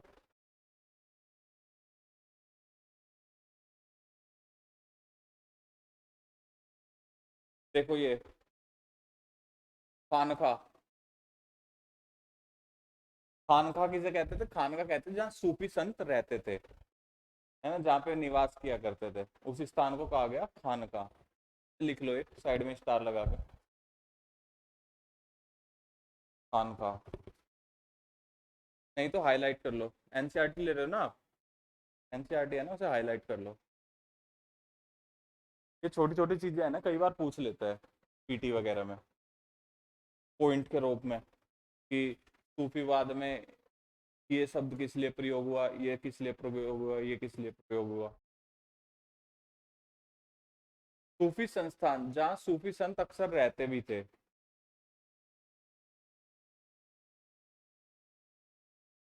हाँ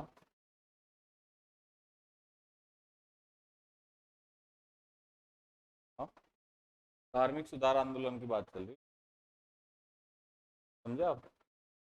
मतलब धार्मिक सुधार आंदोलन की कभी भी मतलब इनमें है ना, इन्होंने, मैंने भी पिछला पॉइंट क्या बताया, तो ऋषि पंथ था कि उन्होंने हमारे ऋषियों से योग, उन्होंने योग सीखा, ठीक है, कुछ विचारकों का विचार प्रकट किए अपने उसमें, मतलब कि रिजिडिटी नहीं है इनके अंदर कि हम इस्लाम में फॉलो करेंगे। इनके अंदर ये है कि अगर दो पॉजिटिव पॉइंट मुझसे मिल रहे तो मुझसे ले लो, दो पॉजिटिव पॉइंट इनसे मिल रहे तो इनसे ले लो। ये नहीं है कि नहीं जो मेरा है वो सिर्फ मेरा है, मैं किसी से कुछ नहीं सीखूंगा। उन्होंने बोला है कि सीखना है। और रणछोड़ दास नहीं बोलता कि मैं किसी भी क्लास में जाके बैठ बैठ जाता हूँ, ज्ञान बट रहा है, ज्ञान ले लो। तो सेम चीज इनके साथ है कि ज्ञान बट रहा है, ज्ञान ले लो, चाहे कहीं से भी ले लो, ठीक है। तो मतलब वो रिजिडिटी नहीं है। इस्लाम में क्या थी, इसका उदय का क्या कारण हुआ, इसका उदय का कारण ही यही हुआ कि इस्लाम में रिजिडिटी थी, है ना, कट्टरपंथ था उसमें। तो उसी कट्टरपंथ के मतलब क्या बोलते हैं विरोध में, विरोध तो नहीं कह सकते, मतलब उसी के सापेक्ष में, तो एक ये बहुत ही आसान तरीका फॉलो करने मतलब उत्पन्न हुआ, ठीक है ना।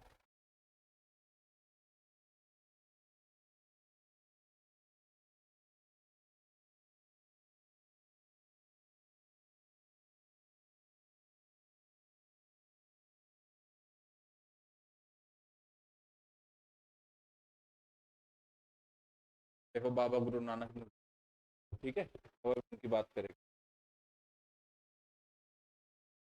देखिए, कबीर की अपेक्षा बाबा गुरु नानक के बारे में हम कहीं अधिक जानते हैं,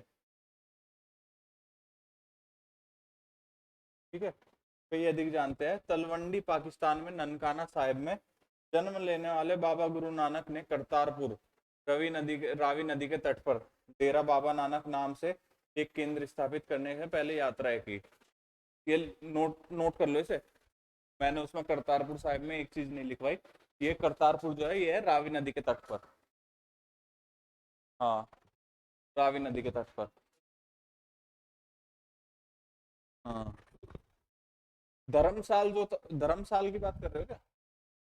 धर्मशाल कहा गया है गुरुद्वारों को, जहाँ पे उस टाइम बैठा करते थे ना, मीटिंग्स किया करते थे, उस टाइम पर उन चीजों को धर्मशाल कहा जाता था। फिर आगे चलकर उसी को गुरुद्वारा कहा जाने लगा, ठीक है। क्या? रावी नदी के तट पर, तो ये है ना करतारपुर साहिब, ये रावी नदी के तट पर स्थापित है।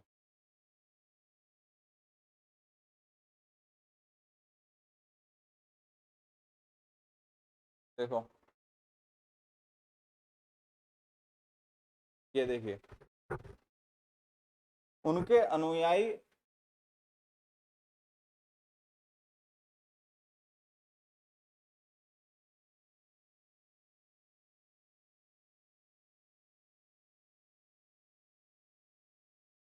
उनके अनुयायी अपने अपने पहले धर्म या जाति अथवा लिंग भेद को नजरअंदाज करके एक साझी रसोई में इकट्ठे खाते पीते थे। इसे लंगर कहा जाता था, ठीक है, मतलब एक ही जगह इकट्ठे खा रहे हैं पी रहे हैं, उसे लंगर कहा जाता था, ठीक है। बाबा गुरु नानक ने उपासना और धार्मिक कार्यों के लिए जो जगह नियुक्त की थी उसे धर्मशाल कहा गया, आज इसे गुरुद्वारा कहते हैं, ठीक है, जो पॉइंट लिखवाया। देखिए उस टाइम इसे धर्मशाल कहा जाता था, आज गुरुद्वारा कहते हैं, ठीक है।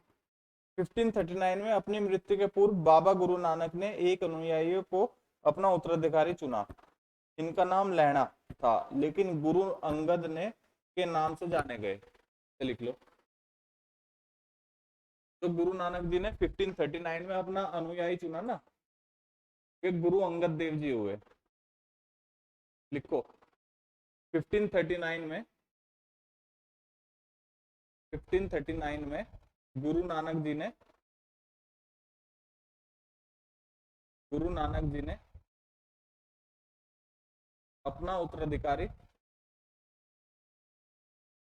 हाँ, अपना उत्तराधिकारी लहणा को चुना, लहणा, लह है अणे आ का डंडा, लहणा, लहणा को चुना।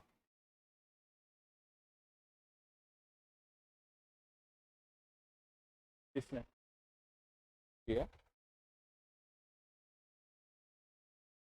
जरूरी थोड़ी है।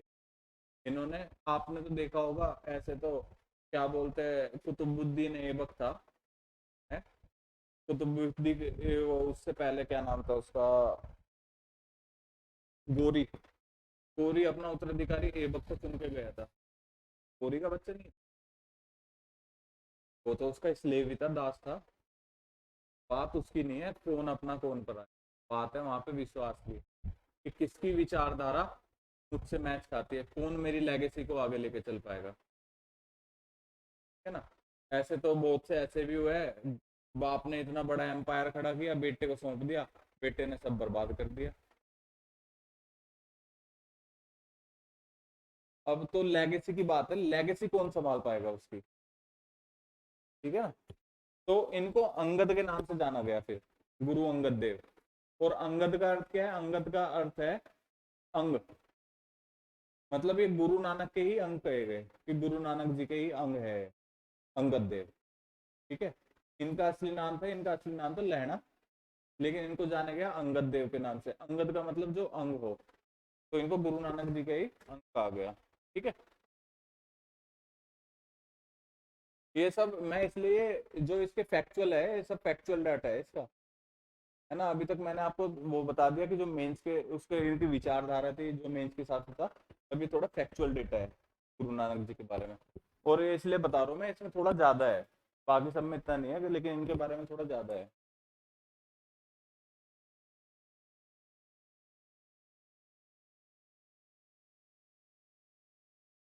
ये देखिए, गुरु अंगद नाम का महत्व यह था कि गुरु अंगद बाबा गुरु नानक के ही अंग माने गए। गुरु अंगद ने बाबा गुरु नानक की रचनाओं का संग्रह किया और उस संग्रह में अपनी कृतियां भी जोड़ दी, ठीक है? मतलब इन्होंने क्या किया, इन्होंने जो उनकी रचनाएं थी उनको एक जगह लाया, संग्रह किया उनका, और उसमें अपनी जो वे थी ना, जो अपनी, जो उनके विचार थे, उनकी रीतियां थी, वे भी उन्होंने जोड़ दी, ठीक है? संग्रह एक नई लिपि गुरुमुखी में लिखा गया। तो आज के टाइम में हम देखते हैं ना पंजाबी, तो उसी लिपि में गुरुमुखी में लिखा गया है इस समय, ठीक है? गुरु अंगद ने 3 उत्तराधिकारियों ने भी अपनी रचनाएं नानक के नाम से लिखी। इन सभी का संग्रह गुरु अर्जन ने 1604 में किया, ठीक है? जो इसके बाद में जो 3 उत्तराधिकारी हुए ना गुरु अंगद के भी, उन्होंने भी गुरु के नाम से, गुरु नानक के नाम से ही लिपियां लिखी, और लेकिन उनका संचय किसने किया? गुरु अर्जन देव ने 1604 में किया, ठीक है? इसे लिख लो।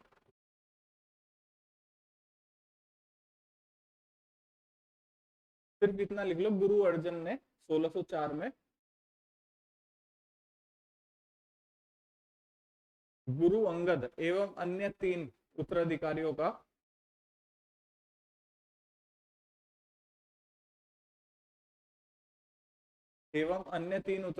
की लिपियों का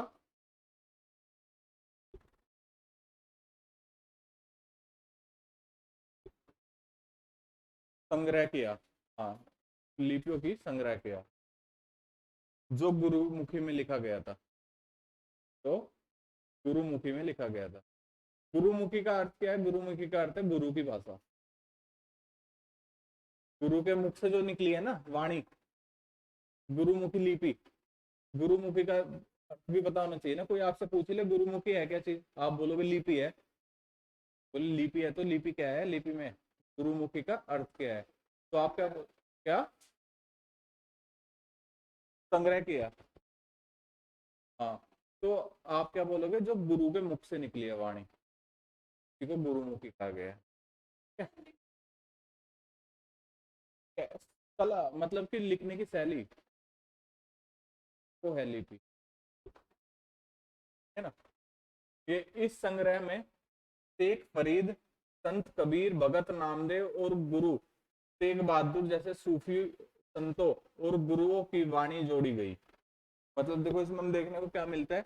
इसमें हमें देखने को मिलता है जो वो गुरु ग्रंथ साहिब है ना, गुरु ग्रंथ साहिब में हम देखते हैं फरीद, शेख फरीद के भी है, तो उनके विचार है। संत कबीर के भी विचार है। भगत नामदेव और गुरु तेग बहादुर जैसे सूफियों, संतों और गुरुओं की वाणी जोड़ी गई। मतलब इसमें चाहे कोई मुस्लिम धर्म से हो, चाहे कोई हिंदू धर्म से हो, ठीक है, चाहे वो किसी भी विचारधारा से हो, उन सभी के विचार जोड़े गए हैं इसमें, है ना। तो इससे हमें क्या पता चलता है, समाहितता, कि सब कुछ समाहित कर लो अपने अंदर, सभी चीजों की पॉजिटिविटी ले लो, है ना। कोई भेदभाव नहीं किया इन्होंने, जाति में, धर्म में। जातीय भेदभाव कैसे नहीं किया, एक जगह बैठ के खाना खाया, है ना, लंगर में। धार्मिक भेदभाव कैसे नहीं किया, चाहे कोई किसी भी धर्म का है, उसके भी विचार इन्होंने प्रकट किए, उसके भी विचार इन्होंने अपने अंदर समाहित कर लिए, ठीक है। 1706 में इस वृहत संग्रह को गुरु तेग बहादुर के पुत्र का उत्तराधिकारी गुरु गोविंद सिंह ने प्रमाणित किया। आज इस संग्रह को सिखों के पवित्र ग्रंथ गुरु ग्रंथ साहिब के रूप में जाना जाता है, ठीक है। आज किस नाम से जानते हैं हम ग्रंथ को, गुरु ग्रंथ साहिब के नाम, ठीक है। जो उनकी किताब है, होली बुक है सिखिज्म की, उसको हम गुरु ग्रंथ साहिब, ठीक है। उसको प्रमाणित किसने किया था, उसको प्रमाणित किया था गोविंद सिंह जी ने, ठीक है ना। 16वीं शताब्दी में बाबा गुरु नानक के उत्तराधिकारियों के नेतृत्व में उनके अनुयायियों की संख्या का विस्तार हुआ। ये अनुयायी कई जातियों के थे, परंतु इनमें व्यापारी, कृषक और शिल्पकार ज्यादा थे। इसकी वजह यह हो सकती है कि बाबा गुरु नानक इस बात पर बल दिया करते थे कि उनके अनुयायी गृहस्थ हो और उपयोगी व उत्पादक पेशों से जुड़े हो, है ना।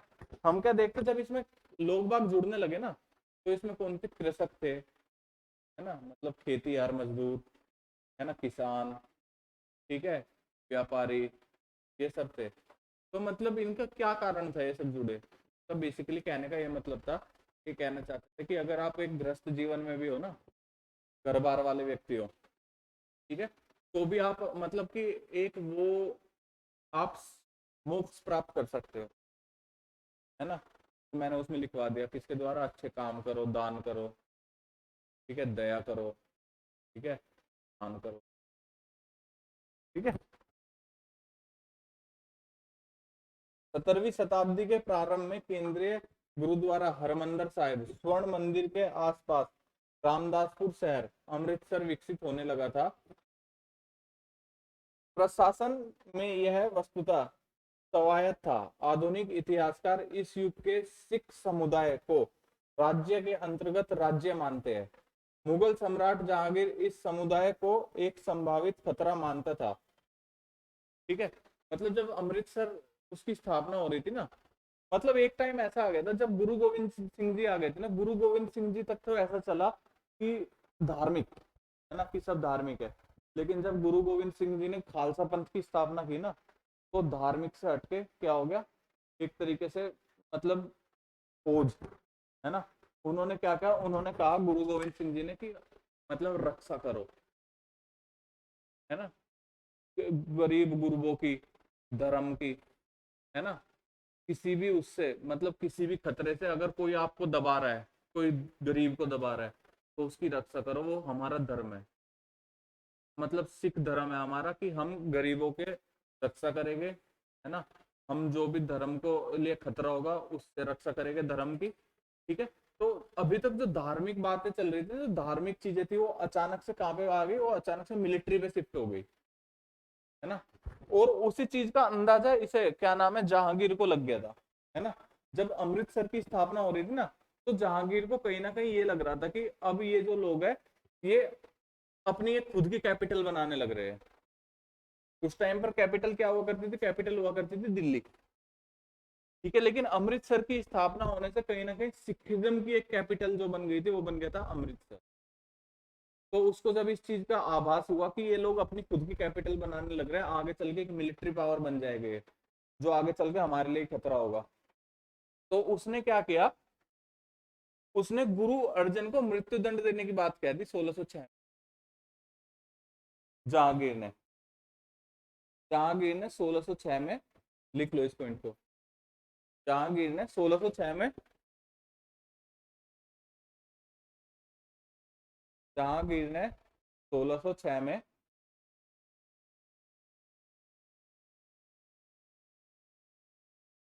गुरु अर्जन देव, गुरु अर्जन देव को मृत्युदंड दिया, गुरु अर्जुन देव को मृत्युदंड दिया। बता रहा हूं।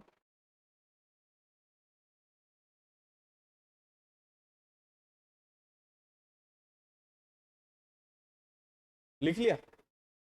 और जो गुरु अर्जन देव को मृत्युदंड दिया ना, उसका कारण उसने क्या बताया, उसने बताया कि जैसे इसमें हमने देखा, जो ये देखो सूफियों की भी विचारधारा है, शेख फरीद की भी विचारधारा है। उसने बताया कि जो मुस्लिम कृतियां है ना, इन्हें निकाल दे गुरु ग्रंथ साहिब में से। जहांगीर ने ये चीज कही कि गुरु ग्रंथ साहिब में से जितनी भी शेख फरीद जैसे सूफियों जैसी या फिर कुरान जैसी वो है ना कृतियों की जो मेन मेन चीजें है जो गुरु ग्रंथ साहिब में समाहित है, उन्हें निकाल दो। मैं बोला नहीं। तो इसके ऊपर उस टाइम पे तकरीबन तकरीबन शायद 2.5 या 3 लाख के आसपास का उनका स्वर्ण मुद्राओं का इसके ऊपर वो लगा दिया गया,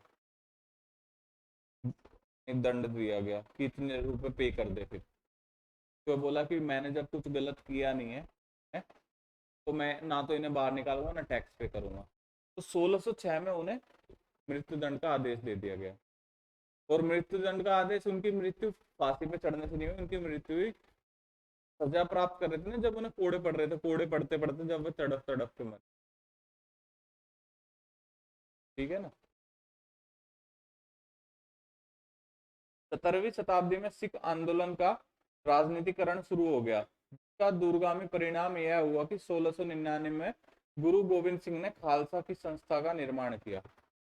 देखा, जैसा मैंने बताया आपको, ऊपर कैपिटल बनी, मतलब उसे आभास हुआ जहांगीर को कि हमारे समकालीन एक पावर खड़ी होने लग रहे हैं। ठीक है। तो 1699 आते आते क्या हुआ, ये इतनी बड़ी पावर बन गई कि गुरु गोविंद सिंह जी ने खालसा पंथ की स्थापना कर दी। ठीक है। खालसा पंथ की क्या है, खालसा पंथ के 5 क्या क्या क्या क्या, कच्छा, कंगा, कड़ा, केस और कटार, 5 क्या कहा जाता है कि मतलब एक सिख के लिए ये 5 चीजें होनी जरूरी है। कच्छा, कंगा, केस, कटार और क्या बचा, छूट गया ना वैसे। कच्छा, कंगा, केस, कटार और कड़ा, ये 5 चीजें होनी जरूरी अगर आप सीखो। केस मतलब बाल, कच्छा मतलब यहाँ तक का चोगा होता है जो आपने देखा होगा, वो खालसा पंथ वाले पहन के भी घूमते रहते। कच्छा। कंगा मतलब कंगी। ठीक है। और यहाँ तक का एक चोगा सा होता है का कपड़े का, तो पहनते हुए। ठीक है। और कड़ा मतलब कड़ा, और कटार मतलब कटार। ठीक है। 5 कै, गुरु गोविंद सिंह जी ने इन 5 कै को कहा था कि ये 5 कै एक सिख के लिए मैंडेटरी है। ठीक है। देखो ये रहा, खालसा पंथ के नाम से जाने जाने वाला सिख संप्रदाय अब एक राजनीतिक सत्ता में बदल गया। ठीक है।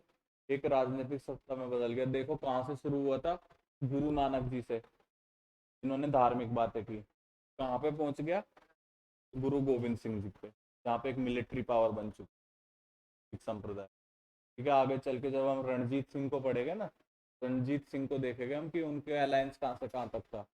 ब्रिटिशर्स भी उनसे डरते थे, ब्रिटिशर्स भी उनसे हाथ मिला के रखते थे कि आप अपने एरिया में रहिए, हमें यहाँ रहने दीजिए, प्लीज हमारे ऊपर हमला मत। मतलब ये थी एक, मतलब कि किस तरीके से एक जो एक धार्मिक आंदोलन था वो किस तरीके से एक पॉलिटिकल आंदोलन में बदला। ठीक है ना।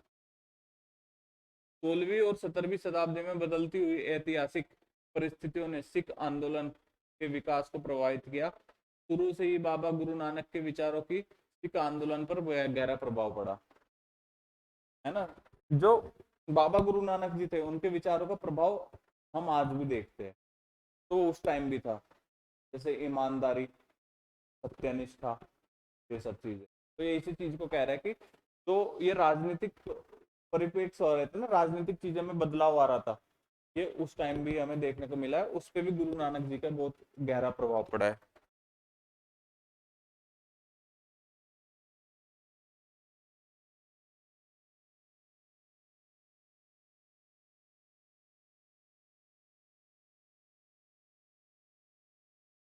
उन्होंने एक ईश्वर की उपासना के महत्व पर जोर दिया। उन्होंने आग्रह किया कि जाति, धर्म अथवा लिंग भेद मुक्ति प्राप्ति के लिए कोई मायने नहीं रखते हैं।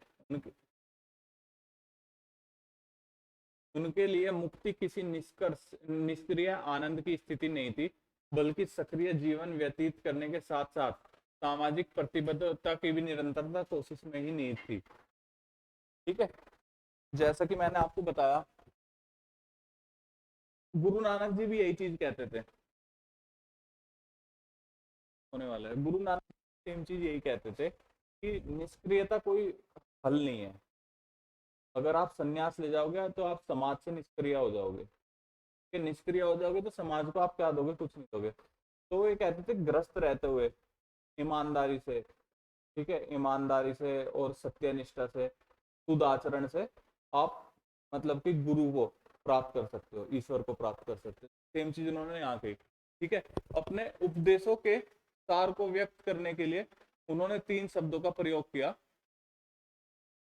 देखो, नाम, दान और स्नान। जो लिखवाया था आपको, नाम क्या है? नाम क्या है? जप करना। दान क्या है? दान करो। स्नान क्या है? नहाना तो नहीं है ना, कभी नहाना सोच रहे हो कि सुबह सुबह नहा लो, मतलब कि आचरण की शुद्धता, नहाना आचरण की शुद्धता। ठीक है, नाम से उनका तात्पर्य सही उपासना से था।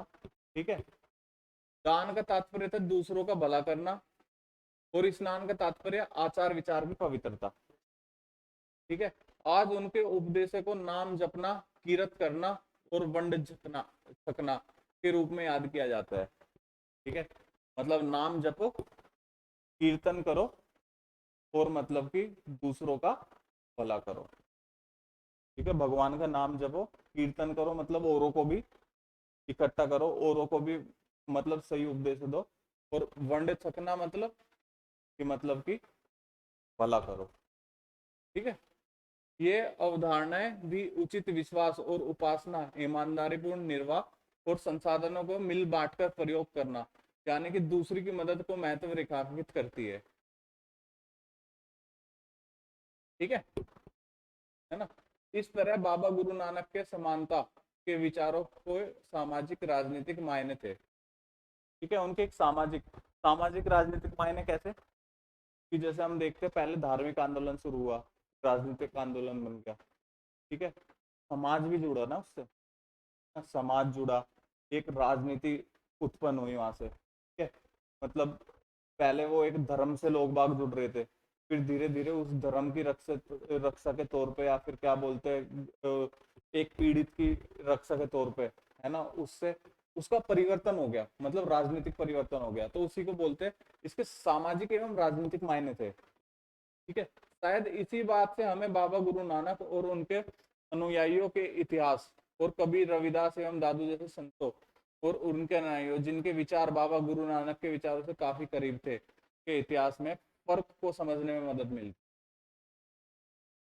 ठीक है ना, मतलब कि फर्क को क्या समझा हमने, उन सब ने सिर्फ और सिर्फ धार्मिक बातें की है ना।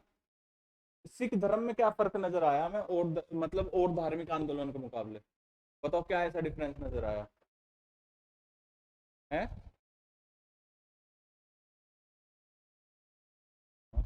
पीछे से बताओ, आप बताओ, मैं तो बता ही दूंगा। मेन चीज ये नजर आई, उन्होंने सिर्फ धार्मिक बात करी है। ठीक है, उन्होंने सिर्फ धर्म की आचरण की शुद्धता पर बात करी है, लेकिन आगे चल के जो सिख धर्म हुआ है, सिख संप्रदाय हुआ है, उसने आगे चल के एक राजनीतिक विचारधारा को जन्म दिया है। ठीक है, एक मिलिट्री पावर को जनरेट किया उन्होंने, सिर्फ और सिर्फ धर्म सुधार आंदोलन से एक मिलिट्री पावर खड़ी हुई है, एकदम पैरेलल, वो भी मुगल साम्राज्य जैसे उसके सामने, के विरोध में। ये फर्क देखने को मिला, और इसी फर्क की बात करती है, फर्क को समझने। क्या आप समझ आ रहा है, एनसीईआरटी समझने क्यों जरूरी है? वरना यहाँ पे क्या समझते हैं कि पता नहीं किस फर्क की बात कर दी। ठीक है ना, आज के लिए काफी है इतना।